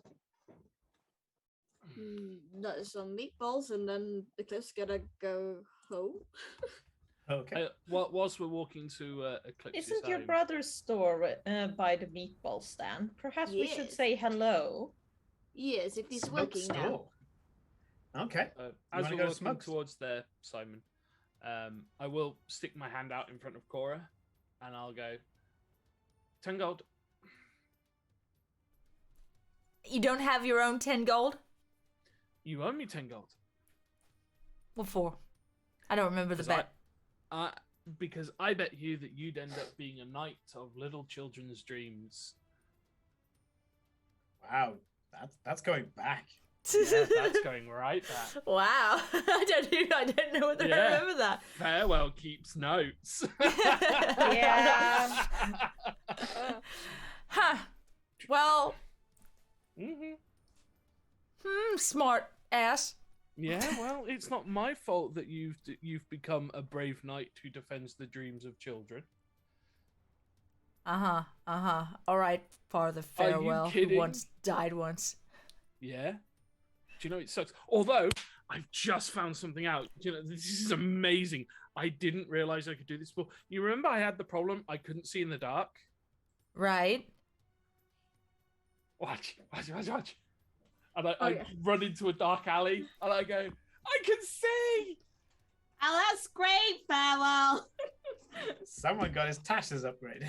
No, it's Mordenkainen's Yeah, upgrade. it's the Mordenkainen upgrade. Yeah. I can see in the dark! What the fuck? Well, It's wonderful, isn't see, it? I told you about getting the earring a long time ago. You could have just done that. No. I'm impressed. I can see in the dark. I've never been able to see in the dark before. This is amazing. Very, very impressive. I have a hard time picturing it, considering I have never not been able to see in the dark. It's a lot of Same. black. It's very difficult. It's very boring, but it's kind of cool. Although, I mean, how do you get used to like all the different shades of grey? I mean, that's just kind of weird. You just learn. Huh. Like every gray shade you see have, say, color variants. So as long as you're not colorblind, then you should be able to differentiate the different shades without any issues. Oh fuck. There's always a fucking downside.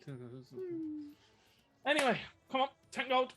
You can't get out of it just because I got distracted by the fact that I can see in the dark now. Fine. Okay. You're Thank buying you very much. meatballs. That's fine. I'm quite happy to spend my winnings on meatballs. Good. See, never doubt me. I know what I'm doing. Mhm. There's a reason why, you know, I got in the biz. Yeah, right. Actually, Like called I it the had a biz. choice. Like I had a fucking choice. Anyway, meatballs. Right. Are we getting the spicy ones or the normal ones this time? Both. Always both. Multiple Alright. bags of both. You say that as if Cora doesn't eat 2 bags on her own. Uh-huh. Fine. But you know that's going to cost like, you know what? That's fine. To that's be fine. honest, I'm tempted to get 10 gold's worth of meatballs. Just to make the You point. could. Do you know what? Fuck it. I want to see if you can eat 10 gold's worth of meatballs. It's Stuff the Halfling. That fun family game. If I do, you give me 10 gold. Deal. You know what? I Might as stick well my start- hand out. I stick my hand out. I'm You like, might deal. as well start a death roll at this point. Do you know what that is? Yeah, no, yeah. I wouldn't recommend throwing. No, bad. Yeah, you don't want to death roll anyone with any sort of like rogue. You don't want to death roll a rogue. Yes, I know. Gee. This is the reason why you're not allowed to play dice games anymore. Yes, with your Suits. quick fingers. But And fine, with 10 your gold's worth of fingers. 10 gold's worth of meatballs, but you've got to eat, swallow, and keep all 10 gold's worth Just down. for me? Okay. Yeah. All right. Oh wow. Okay. You know what? I'm gonna make this a thing. I made it a sandbox world, and I'm gonna pay the piper. So, Cora, you start off with your usual 2 bags of meatballs. Mm-hmm. Fine. I mean, that's I just can like imagine the meatball vendor's face. Like, we rock up. 10 We would gold. like some we would like some meatballs, please. Of course. How many bags would you like, sir? No. 10 gold. No. We They want by like meatballs. weight. yeah, There is 10 gold. 10 want gold's 10 worth of gold's meatballs. worth. That's Bear in mind, gotta you know, be that quite a lot of meat. feast is a single gold. They're Yeah. Oh, really? Yeah. Okay, yeah. They're Yeah, gonna be feast is a like, single gold. So, oh, we need more meatballs just to start cooking them. so Just, yeah, just give him 10 gold and be like, continue to serve her meatballs. We have a bet. Yes. But he's got 10 gold's worth of meatballs on his thing, but you know, he's got little more than that. You know, he takes most of his current supply, gives it to you thinking you're having some sort of meatball party. And he's got like a couple of bags left. And he then watches as Cora eats the first 2 bags, no problem at all. 2 bags for a half. Can I roll No. on this to see how well I do? Oh, you're going to. Don't Good, go. okay, don't I worry. was You're gonna going say. to, right? Yeah. I'm gonna make you draw on it. Right. The 3rd bag, yeah, that's the point where you kind of got a nice rounded sugar glow at that point. The 4th bag is where things start getting interesting. Okay.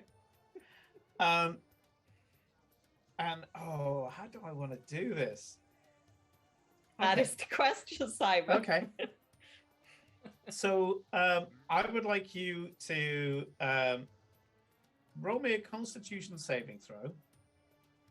But if you fail, it doesn't mean that you've lost. I will play this completely straight and down the middle, and I know this because Kate would have forgotten. You technically have the guidance coin on you. Actually, Yeah. I don't. I gave it Oh. to. I have it. Yeah. Yeah, It was given Eclipse has it away right now. for that dragon or something. No, Yeah. it was You given did for away, and some I don't reason. think we ever got it back. Yeah, I still have it.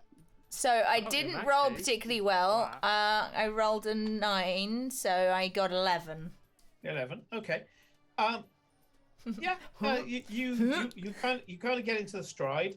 It's at that point that you go water. That's what I need. And you basically, you know, in the same way that in hot dog eating competitions they dip the hot dog in the water. You wet your whistle and you're like, yeah, that's what I needed. Yeah, a little bit of a belch and all the rest of it, but Let it out. you know, yeah. At 4, you're doing all right. Roll me again for 5. Slightly better, 12. Okay, now you're struggling. Yeah. And 5 bags of meat. yeah, 5 bags of meatballs, more than double what you consider to be a reasonable snack. And at this point, you know, there's a little part in the back of your head that's kind of saying, how many of these meatballs until I've ate my own body weight in meat? And you know, you know, I want to know how determined is Cora? I mean, she feels like she's trained her whole life for this sort of thing. And and she's plus That was the most halfling answer I've ever heard. I can just hear Live to Win just kick in the background now. Live She's- to win. she's also, I think, quite competitive, especially with Farewell. I think True. they've done this sort of thing a decent amount. So I think she's pretty determined. So like, she might even be like scheming and going, "Is there a way to like fake this with magic?" Yeah, so can I like put him into like my bag of holding? And I was like, Pocket "You can get-" dimension. Yeah, but So she's you pretty are determined. Watching like a hawk. Yeah, no, I think she's like nah, because I think she wants that achievement as well. Like, not only she made him spend. Return to Town and tell all the halflings, I ate 10 bags of meatballs. I ate 10. I regret yeah, nothing. 10 gold worth of meatballs. Okay. So I think she's pretty determined. You do feel that the start of something bad is about to happen because you did fail the last one. I And did. you're like, I won. Yeah. Wait, but I got more on the last one than I did the previous one. that's because the DC changes the more you're full of Oh, fair meatballs. enough. Fair enough. Fair enough. So, Oh boy. Yeah, you can see that that the remaining 4 meatballs now. I start it's to almost- slow down, but trying to still go, pacing myself. So yeah, instead of kind of cramming now, you're Yeah, kind of like, oh, pacing boy. yourself. Whew. Okay. If you're pacing yourself, give me another roll. Come on, D&D Beyond, be better for me. Okay, that's better. 20, non-natural. 20 non-natural. You're there kind of like, yeah, maybe I just didn't let it actually sink into my digestive system last time. It was too much of my stomach. Infamous half you know. a second stomach kicks Yeah, in. it's you just have to let go. And bag number 6 goes down sweet as nut. You slow down, you let it pass through your stomach before you cram the next meatball in your mouth. And you're getting into a bit of a thing. Give me another roll.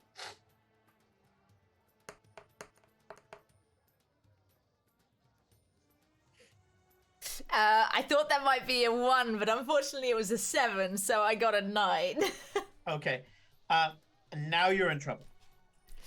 As you're there, you can feel the heat. Oh yeah, Building it's also the spicy one. It's like, I Not could just have the done that, spice, but- but generally just feeling a bit no. nauseous. There's a certain, you're not feeling great. You're, as each one goes down, it almost feels like it doesn't go down all the way. Live to win. You're struggling to get number 6 down. Are you going to try and continue?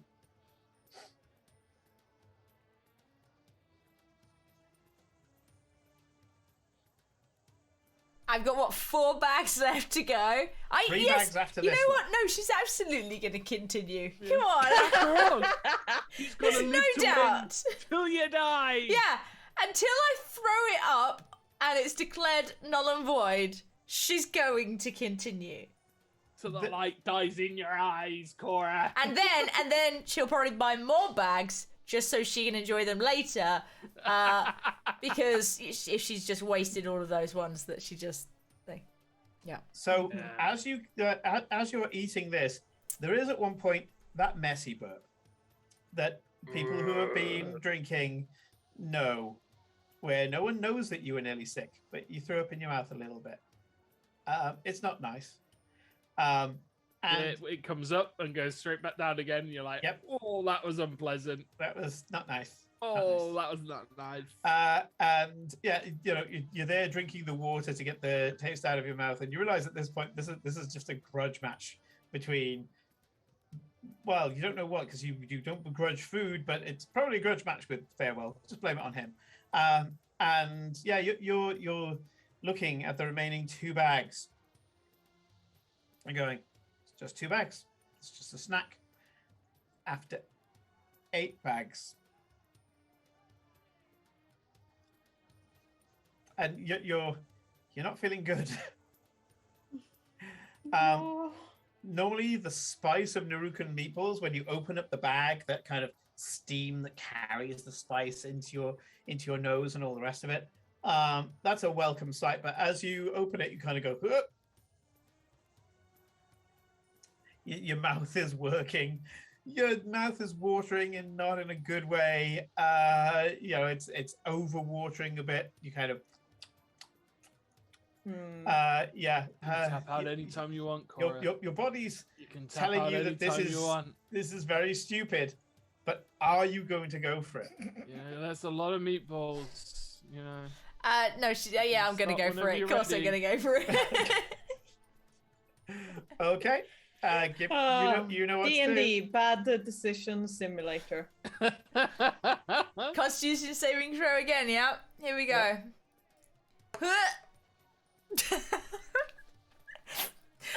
I rolled a 4, so 6. Oh god, you are rolling. There's I- a few. Would like to hold on. You're not a rogue. You can't use a luck point to reroll. No, I can't. That's a feat. That's But not I a rogue do. feat. I do have. I am very roguey. But no, what I just want to. I want to do. If I'm about to throw up, I want to do something. So tell me before that happens. You retch a few times. That kind of burp you have in the middle of throwing up. You do that kind of really emphatic burp.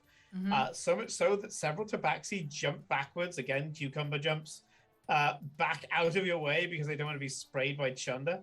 Valid. Yeah, at the moment, you're pretty sure you're about to puke. Yeah. So I will. I will. What have I? Hold on. What have I actually got here?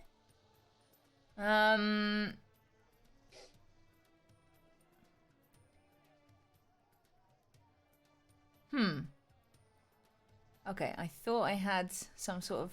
Oh, I do have minor illusion. Okay, I'm gonna cast. Oh, well, if you allow me to do a cantrip and a spell, I would like to do that. Do it. I would like All this to. is bullshit flavor. So yeah, go for it. exactly. I'm gonna minor illusion. I'm gonna be like, oh look, and I minor illusion something. I'm like something really bad, maybe on Farewell's face or something. Something. Or maybe lasers, some laser pointers to distract everyone, and then I will misty step the fuck out of there to an alleyway or something to go vomit everywhere. Okay. So I'm going to say that what you could do here is as you're about to cast I want the to illusion. I want to distract basically. So you want some chaos. I want some chaos. Yeah, Okay. I probably have. I could probably Eldritch Blast or something and plug something up, but I don't want to cause like dangerous chaos. But Okay. distraction chaos. As you're there trying to do a distraction, you hear this little voice in the back of your head going, "Do you need us some help, missus?" Yes. Oh yes. Wait. I forgot about those. Well, I've forgotten. What? Who? Just a voice in the back of your head saying, "Do you need us some help, missus?" It's your Feagles. Is it my little Feagles? Yes, Oh, you feel. absolutely, I say, and I pull them from wherever they're from, and ask them to cause some chaos. As you say that, you go, "What's over there?" And you cast the illusion, but you realize the illusion is actually the door to the Feywild. Because, as you say, you pluck things out of dreams, illusions, fantasy. By just throwing, just pointing, and then there's just general sparks and lights and things like that. And you saying, "What's that?" In amongst all the lights, and it seems very strange, like a laser beam going past, like more like a stage laser kind of thing.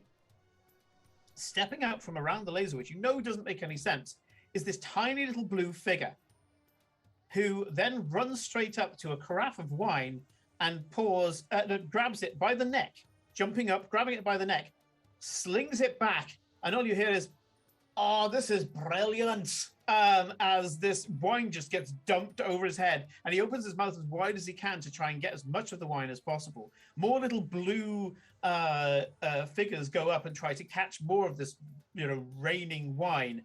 At which point, the wine bottle gets thrown to one side, smashing on the floor, and one of the tabaxis go, "That was my wine." At which point, the figure goes, "Oh, you dear you big pussy," and runs straight up, this little blue figure launches off the table, grabs hold of the cat by the eyebrows, and then headbutts it. This tiny little figure, about 1.5 inches tall, headbutts the tabaxi, but the tabaxi goes back like he's just been hit by a bullet. At which point, the tabaxi's there kind of like, "I'm going to fucking kill you." Starts clawing at his face, but this little blue figure just goes zip, zip, zip, zip, and all fucking hell breaks loose outside this cantina. Cats everywhere are chasing around these little blue figures. They're kind of going, "I thought you had some sort of agile thing about you. Oh, you can't fit under a table. Oh, so sad. So sad." And as these figures are just going mental, and you're just like, "Thank you." Cora takes a step back. Cora, give me a spellcasting roll, and Farewell, give me a perception roll. Because we need to know if Farewell sees you cheat. I'm not technically cheating. I'm just trying not to be vomiting in the middle of the square. That was a natural 20. Oh, god damn. 25. Okay. Well, let's try my Misty Step. Oh no, I can't just press that button. Hold on.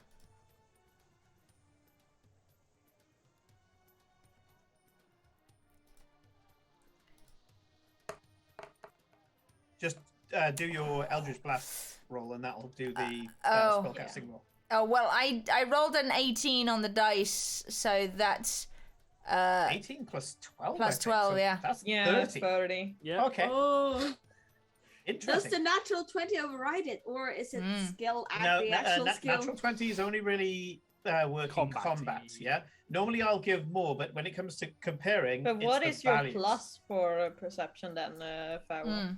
Only 5. So yeah, So it's a 25. 25. So as far as Farewell's concerned, he knows you're around somewhere, but he doesn't see you leave. And part of that is that you just will it. As you step back, you're kind of there saying, "I was never here." And you're saying it into Farewell's... These are not the droids you're looking for. You're saying it into Farewell's brain. And that is, you know how in a dream, things are only there when they need to be there, and the rest of the time they're not? You immediately say to Farewell, "I'm still here. You're just not looking at me." And immediately step out of the scene into an alleyway where you do Flight of the Chunderbird into a nearby drain.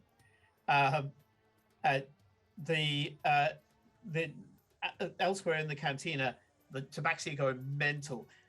In a way, they're having a barroom brawl outside, but they're loving it. They are loving it. Bums are wiggling, tabaxi are pouncing, and the vehicles seem to be having as much fun. Because nothing's better for a small Pictish pixie than getting drunk and having a barroom brawl. You give yourself a couple of rounds to get the meatballs out, and I would like you to do me another spellcasting roll, and Farewell give me another perception check. Oh, yeah, for stepping back let's see in. if she can pull off a perfect crime. I only rolled a 4, so I get a 16 for that one.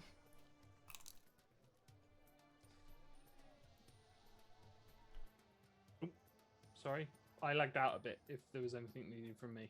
Perception. Yes, perception Perception roll. check. Sorry. Yeah. We're My going connection to went see if we can wobbly. go for the perfect crime here. 23. 23. Okay. Farewell, do you let on that you saw Cora So fade back into existence. what Farewell does, because I imagine that as she fades back in, she's not quite had a chance to clean herself up a little. So it's like, she's still sort of like making sure. Farewell just sort of turns his head slightly, reaches his hands out. I use Call of the Wave, which is my racial ability. And a small little rain cloud appears above her head and dumps 10 gallons of fresh water and rain on top of her head.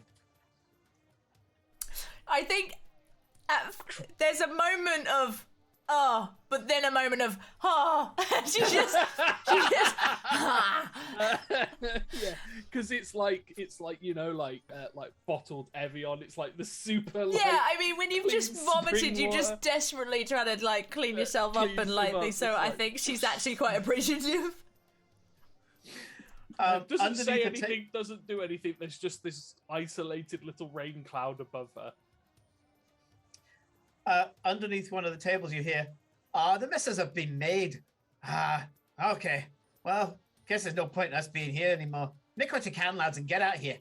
And with a few pop, pop, pop, pop, pop, as cutlery and other various items disappear, each of the Feagles steps behind something and is gone as if it was never there.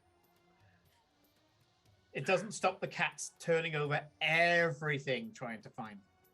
Nope. Nope. The cats are gonna Hang on. continue looking for them for a while. But everybody other than Farewell, you turn back and Cora's all wet.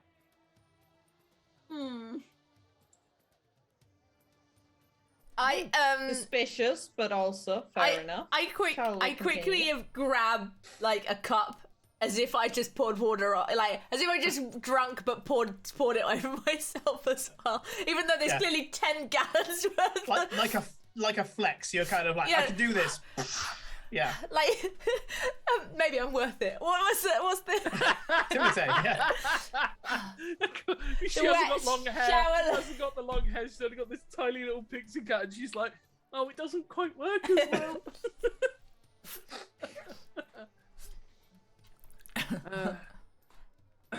And some of the other tabaxi look back and they go, what was she on? She was on, no, was she on 8 or 9? I can't remember. 8. I did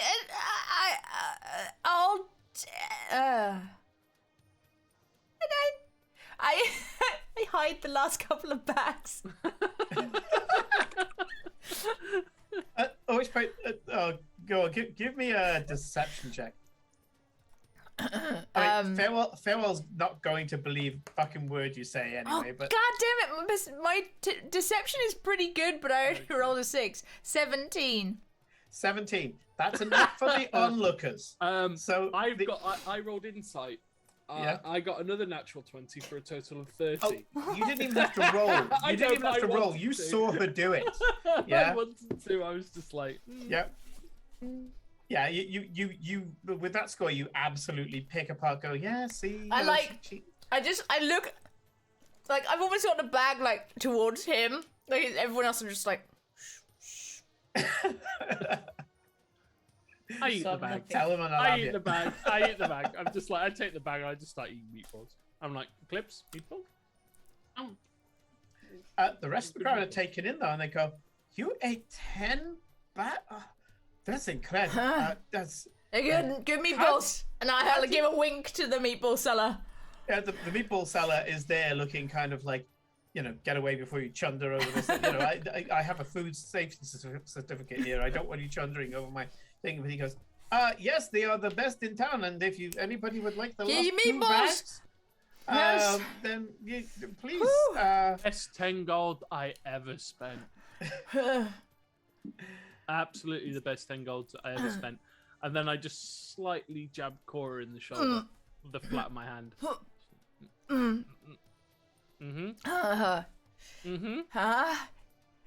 Go eat always 10 gold. Yeah. I'm never doing that again. Yeah. Until you do it the next time.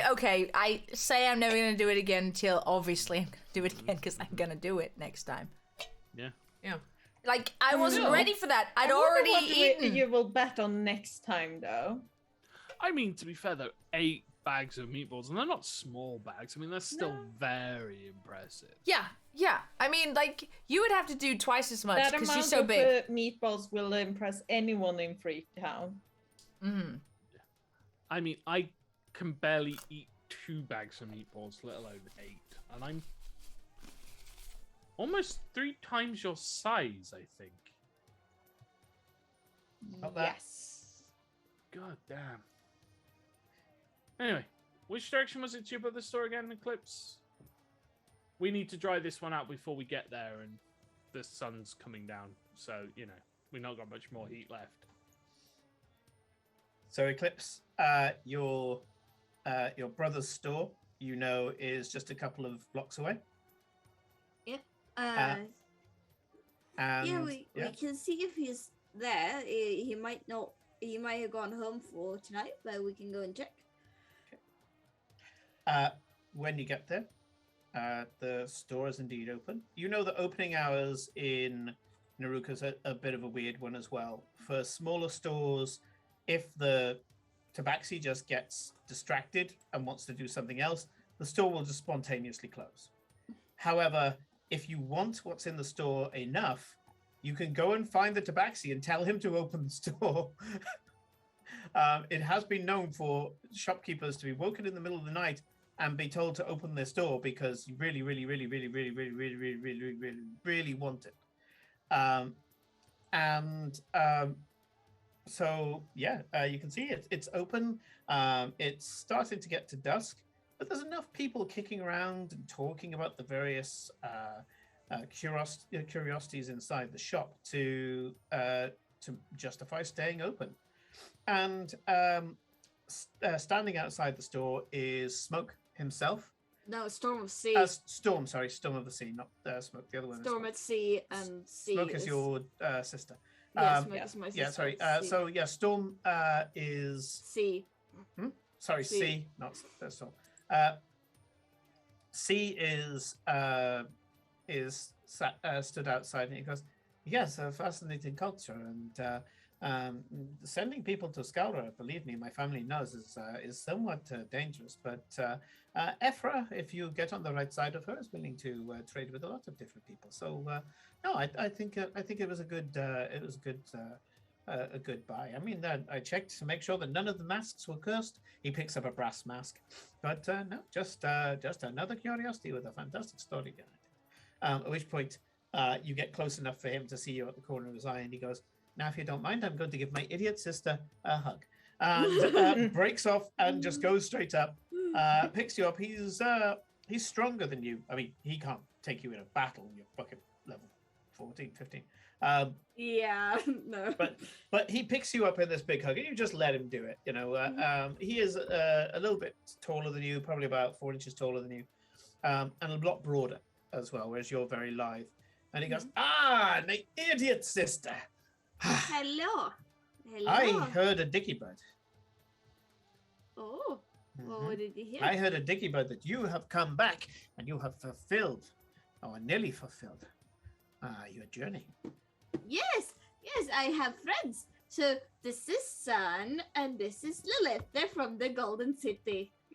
Have you noticed how, like, she doesn't introduce us anymore as her friend? No, that's because you're like family to her, which means you're like family to me.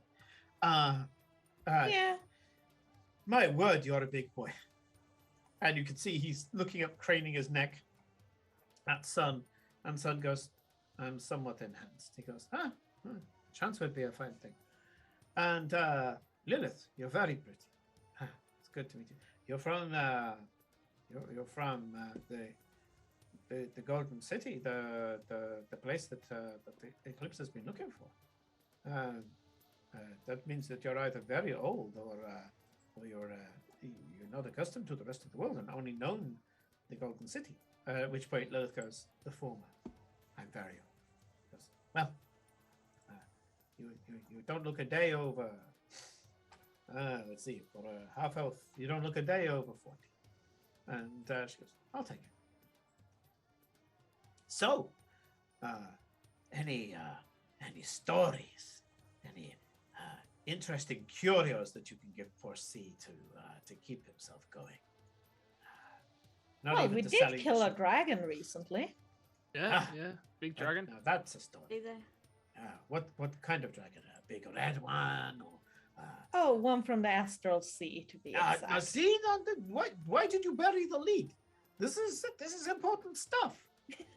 A dragon from the astral sea, a space dragon? Yes. He wouldn't say space. He'd say a star dragon. Mhm. Ah, And I like just point a hand towards Eclipse, Cora, and Farewell's armors. he doesn't get what you're on about. He goes, "Yes, you're all very brave. Oh, I meant the armor. The armor. Yeah. Did you get the armor from the astral sea? Oh No, no. the armor is like made out of the dragon skin. He walks. He dashes forward to one of you. I'm going to say Cora. He dashes forward to Cora, grips her arm again. No sense of personal space. Grips her arm where she's got some of the plate, and he's there brandishing it, going, "You made it from the dragon itself. I've seen such types of armor in the Narukan temple. There's a beautiful black dragon armor. It has like a inky iridescence in it. It's you have chosen such an extreme path, Eclipse. Well, mine is more humble. I am making waves. Yeah, see, but I am making waves in the local mercantile community. By local, I mean the nearby countries. They have now decided that there's a market for what I do. They are sending these people, these archaeologists, to go and find more things for Storm at Sea. And between myself and the temple, we are choosing what should go out to the people so that they can be cherished and the stories be told, and which ones need to stay in the temple so that more people can see them. And minor stories, let that go out amongst the people. Let it travel, let it gain more pages to its book. But the big ones, yeah, they go into the temple. I have started a new line recently. New magic spells. We have found many historical writings that have different spells that seem to have been lost. Some of them are no different. There's a variation of fireball, for example. Fireball is a single beam. Goes boom in a big area. This one is the same energy, but split into 3. So when you cast the spell, it goes boom, boom, boom. And it hits in a random pattern. Sometimes they overlap, sometimes they don't. It's very interesting. Can be devastating as well. Even though Oh it's yes, not Fireball as has big. always been a favorite spell for many sorcerers and wizards to mess around with, and there are so many variations if you talk to different families. For Nick's benefit, this is a fireball that has the thud gun template. And a few people know what I'm on about there. But basically, it's if you imagine strapping 4 mortars together and firing them all so it goes pum, pum, pum, pum. That form of fireball. So, I have heard of your exploits. But you're tired, yes? Mother and father are out traveling, funnily enough. But if you wish, you can stay with me. And you remember he only had like this is Eclipse. You remember he only had like a small apartment above his shop. He put all of his money into his shop. But when he says you're staying with me, it suggests otherwise. Have you got a new place? I have indeed. Come with me. It's not that far. He walks you basically around the block, and there's one of the more interesting buildings in Naruka. Instead of the usual squared off buildings, this one has a certain curve to it. You can almost see like a corner tower that's rounded, that breaks up the shape a bit more. You can also see that it has a substantial roof garden with a kind of fence on the top. And he says, please, here is where you rest. He takes you inside and introduces you to his new partner. And he says, there are many people who would want to be my partner, largely because of the amount of money that I would bring into the relationship. But no. And introduces you to Amber. Amber is a lioness, so maneless, and she comes up, embraces you like she's known you for years. I love Amber. And then goes around and embraces everybody else just because you're with her. You're with Eclipse. And Oh God, she's a hugger. she's Tabaxi. They're all huggers. And But only when they want to be. she whips out a wand and says, I will get food for you all. And she starts walking Yeah, come towards on, the Cora. kitchen. Tell her what she wants. What you want to eat. Do you want more meatballs, Cora? You hear from the kitchen, yep, we could do meatballs. And you Oh, Cora loves meatballs. It's her favorite. She'd make sure you got plenty. well, you are in the right city. That is... I totally punch him in the. Ow! Motherfucker! Sorry, it's just eye level. It's just I meant to get your shoulder. I'm so sorry. You do realize that I wasn't wearing my armor, right? Mm-hmm. Yeah. No. You know what you're not wearing? Codpiece. Yes. Acutely aware of it. It's like Pharaoh's like in the corner, but he's like bent over. He's got his hands on his knees, and he's just sort of going deep breathing and exhaling. It's just like, oh, I'm good. It was totally worth it. The punishment hurts, but it was totally worth it. Amber, you can see is seems to be a fairly heavily adept Magi Domestica. She is walking around what is quite a small kitchen, all told, and she's just weaving not even unseen servants. These are unseen servants, but they're not unseen. There's a kind of a frosted outline. She's just there making one chop up some vegetables. Then she goes up and heats some water just by touching the wand to the pot. And she's just kind of flicking back and forth. A lot of Nurukans don't even have a kitchen. They just go out and eat outside. But this is very different to a typical Nurukan house. This is more of a merchant's house where you entertain prospective clients and allies and things like that. And you can see that it is decked out with a lot of flexing. The trophies he's put on the walls and things like that. He is very Narukan in the way that he presents his home. Yeah. He himself sits down on what you know is his chair. And the way he sits on it is almost like it's his throne. And he sits and says, so, tell me more about this golden city. And I will tell him everything. I will tell about Lilith. I'll tell him Yep. Tava. I will tell everything because it's my brother, so of course I do. Yep. You guys get to relive everything about the House of Jordan again. Again. And For the he says, bazillionth time. so, the council. Not a problem. I will sort out the council. You'll get your votes. I don't think we were at risk of not getting them, but it's about the magnitude, I think. Agreed. Yes.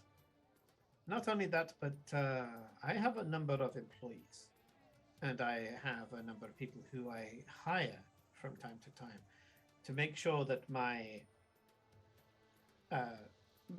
shipments get from A to B unmolested. I would like to add them to your forces, but not as fighters. You want There are supply management? I will supply what the armies need to hold and keep the Golden City. I will give you engineers. I will give you workmen. As they find substantial, as they find substantial buildings that they can fortify, I shall provide so that they can barricade the windows, that they can put installations on top. I will give them what they need. I will even give small siege weaponry. It's actually ship weaponry that I can give you. Ballista. You put those on the top of certain buildings, suddenly you control the area. In return, my people will be cataloging items found in the various buildings and bringing them back to Naruka, where people can, for a modest price, paying for the shipping and the work involved in acquiring them, take a little piece of the Golden City for themselves. All fair prices. You see my prices. They are fair.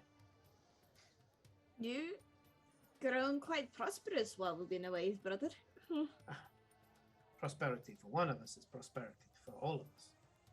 So long as you love your city and your people. You're bringing back a lot of culture back to our people. I'm going to make sure that everybody has a chance to touch that accomplishment. This is bringing things back home. Nothing more. Not only that, I have some of the best people in the city to be able to touch an item and immediately know its story. We shall tell the stories of all the people in the Golden City. We shall find lovers, we shall find scholars, we shall find heroes, and we shall tell their story. It seems to be that part of it is that he's seeing an opportunity for profit, but he seems fairly genuine on wanting to tell the story too. There's a certain wide-eyed kitty passion about it. Well, So, we've already promised the temple that they can go through the findings, so I don't see an issue with it. Oh, and I need to not forget to actually go and speak to. Oh yes, you did manage to secure an audience with Sashul. Sashud, yes. Bless you. Your brother goes, the blade? Yeah, it talks. He also tried to kill her once already. Well, it didn't try to kill Well, you her didn't get specifically. killed It on the just way- wanted to attack It- anyone in its path. Yeah, so I mean, I'm sure. Yeah, it's not a dumb idea at all. Well, you didn't get killed on the way to the Golden City, but just don't get complacent. That No. blade has killed thousands. Yes. I just think it will be a useful tool to. If it can be controlled. He leans down at you and goes, number one, don't call it a tool. I'm not gonna call it a tool to its face, of course. Or my face, whatever. Useful ally. Now you're talking. That's a better word to use. Just remember who you're talking to. Yeah? This is not a person who... It's a knife. Well, exactly. There we go. Call that a knife. Don't talk to it like it's a person. Talk to it as if it's a knife. You spend the rest of the night eating, some of you more than others. I'd still like And- to imagine that Cora's still managed to eat like a whole plate of meatballs. I feel like, you know, she, I She mean, did throw up this- a this fair time- bit of meatballs. yeah, so- yeah, she'll get hungry again. Plus, I feel like, you know, she's a halfling. She'll be like, oh, I can never eat another, or just one, you know, like blah blah. So you have a good night. Your brother starts making all sorts of plans. There's people that turn up at all sorts of times, and you wake up the next morning, and immediately you notice that he has got up before you, and C is standing there. And he goes, "I think you may want to go to the temple now. Yes. We'll have breakfast for when you get back. Dawn is about to break. Don't be late." Has it you been can- the entire night already? Hmm? Has it been the entire night already? Yeah, unless there's anything you specifically want to RP throughout the night. No, no, as in, yeah, we'll go to bed. Do we... Simon, will we have enough time to do I'm next going thing? up to the hook. Yeah.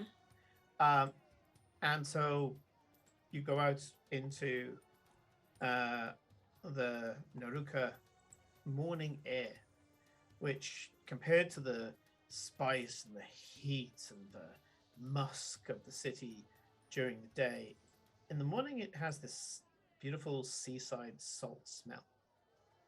Every day in Naruka starts with that fresh salt spray smell, and then just gets more interesting and more thick as all the various kitties wake up and start to be part of Narukan life. Saying that there's many early birds who are out running and talking loudly, being told out of certain windows to shut the hell up by other cats who just want to stay in. And you make your way up to the temple. When you descend the stairs and go to the Hall of Ages, the doors get opened for you by two Tabaxi guards. Inside, there is a throng of people, not just the 12 people that you previously spoke to. They are now on the stage. As the doors opened, they stopped talking. Everybody came to look at you. You walk down the stairs, and everybody's eyes are on you. As you get to the stage, it's actually Flame who is stood in the middle, much taller than any of the others, a big jaguar. And he goes, "Naru, here, I bring you our Pathfinder." Pusher clips forward. Hello! She and her people have managed to find a treasure of our people. She has been able to give us something back that we have lost. Join us, everyone, and have a say in what it is for the past to become our future. Who wants to meet Jonathan the Great? At which point, everybody, there's no cheering or anything like that. Cats don't work that way. Cats don't cheer. But you look around and there's this intense stare, wide-eyed stare, bright smiles. People are leaning forward. They're coming out of their seats as if they want to just go and run to go and meet him right now. The Willow, the cheetah tabaxi, dressed in a slightly less informal gear now, but still very much the kind of breastband, harem pants, no shoes, of course, steps forward and putting her hands on Eclipse's shoulders, with the same purring voice goes, "We have much to discuss," and goes to speak to you all as you start making plans for the first Narukan army to go into the Golden City. And with that, we're going to finish this session. Next session, we are going to, we're not going to go into planning the armies. You have a Tabaxi army now. What we are going to do is see if Eclipse gets killed by negotiating with a homicidal sword, like a double-sided kukri. Sashul, by the way, one of the first magical items I ever made when I DM'd. I'm so sure that's gonna be he interesting. will be great, and he's a nice magical He's item a bastard. I can stab things with. He is like I mean, he's probably not the magical item for rogues, but he's a very good magical item for rogues. I mean, you'll get what he is. It was based on a particular thing, and in 5e there's a very good parallel. But yes, yeah, he's a being that was created solely to kill. He's got an ego. Yeah. Well, we're gonna get him to kill all devils. Yeah, I'm not saying it's impossible to pitch it to him. Let's just say You're he's a gonna have to bastard. pitch it to him. Yeah, you're gonna have to pitch it to him while he's And pitching himself at probably you. prove that you're worthy of wielding him. Yeah, which is probably means dodging his attacks and possibly catching him. Who knows? Yeah, he'll have a couple of options. He will offer you a few different ways that he may be contributing. Put it that way. Anyway, that's enough for tonight. If you enjoyed our particular brand of chaos, please join our Discord community. We've got a wonderful community that are split off into tons of other different things. We play Mage. We play a very crazy kind of multiplanar Monster Hunter D&D that's run by Tom. We've got games that are off stream. We play 7 Days to Die, we play Ark, we play all sorts of other things in our community. So please join us, say hi. We will ask you how you know us, so you're not just some rando walking in. Quite a few bots and things that way. And if you would like to support us in what we are doing, you can always subscribe. If not, just take a look at some of the other shows that we have available. So on Monday night, continuing, even though it was supposed to be the last episode, is Numenera Odyssey. So they will be continuing the story for a while, because apparently they opened up some new hooks. On Tuesday night, we have the Pallid Man Triptych. If you haven't seen this chilling story, it is, I consider, one of Mike's best works. He's run it a few times and he's continuously improved it as well. A lot of love going into that game. And also, the more you watch it, the more you'll get to know Cortex Prime, which is an involved system, but a very clever system. It's got a lot going for it. On Wednesday nights, we take a break because many of us are gaming in real life. And then on Thursday, we have Mage the Ascension, the continuing story of Cloudgate, which I'm really pleased that that's continuing to grow in terms of the number of people going to watch it. And then, of course, we have the Benefactor on Fridays. A lot is going to be changing this year. We're going to be closing quite a few games. We're going to be starting some more. I've certainly got a lot of things in my notebook, but I'm enjoying at the moment a lot of other DMs taking other days and having other stories to tell. It means that you don't get sick of my voice too. At least I hope not. It's going to be a quite a nice weekend, but a lot of us are still going to be online despite the sun. We'll be here in the nights, and also next weekend is a long weekend in the UK. You get it next weekend. We have it this weekend in Sweden and We've Denmark. got a bigger one than usual because it's the Queen's Jubilee. So we Yeah, get normally we get they 4 don't days have off. like the they don't have Seamless Fudge. They don't have Well, like, yeah, I know they don't have Steamless Fat, but don't you have the thing that if your red day is on a Thursday, They don't then have you it. automatically get the Friday off They too never because have it's any- between No. red days. Also, they don't have any red days on a Thursday. What we call bank It's holidays, which all- is your red days. They're If always it on turns up on a Mondays. weekend, then we will get the following day off. They're But always on Mondays. It doesn't bleed over like that. If you have it on a Thursday, you will automatically get the Friday. Oh, that so, sucks. Yeah, yeah, we're getting 4 days. So next week, Thursday, Friday, Saturday, and Sunday, we all have off.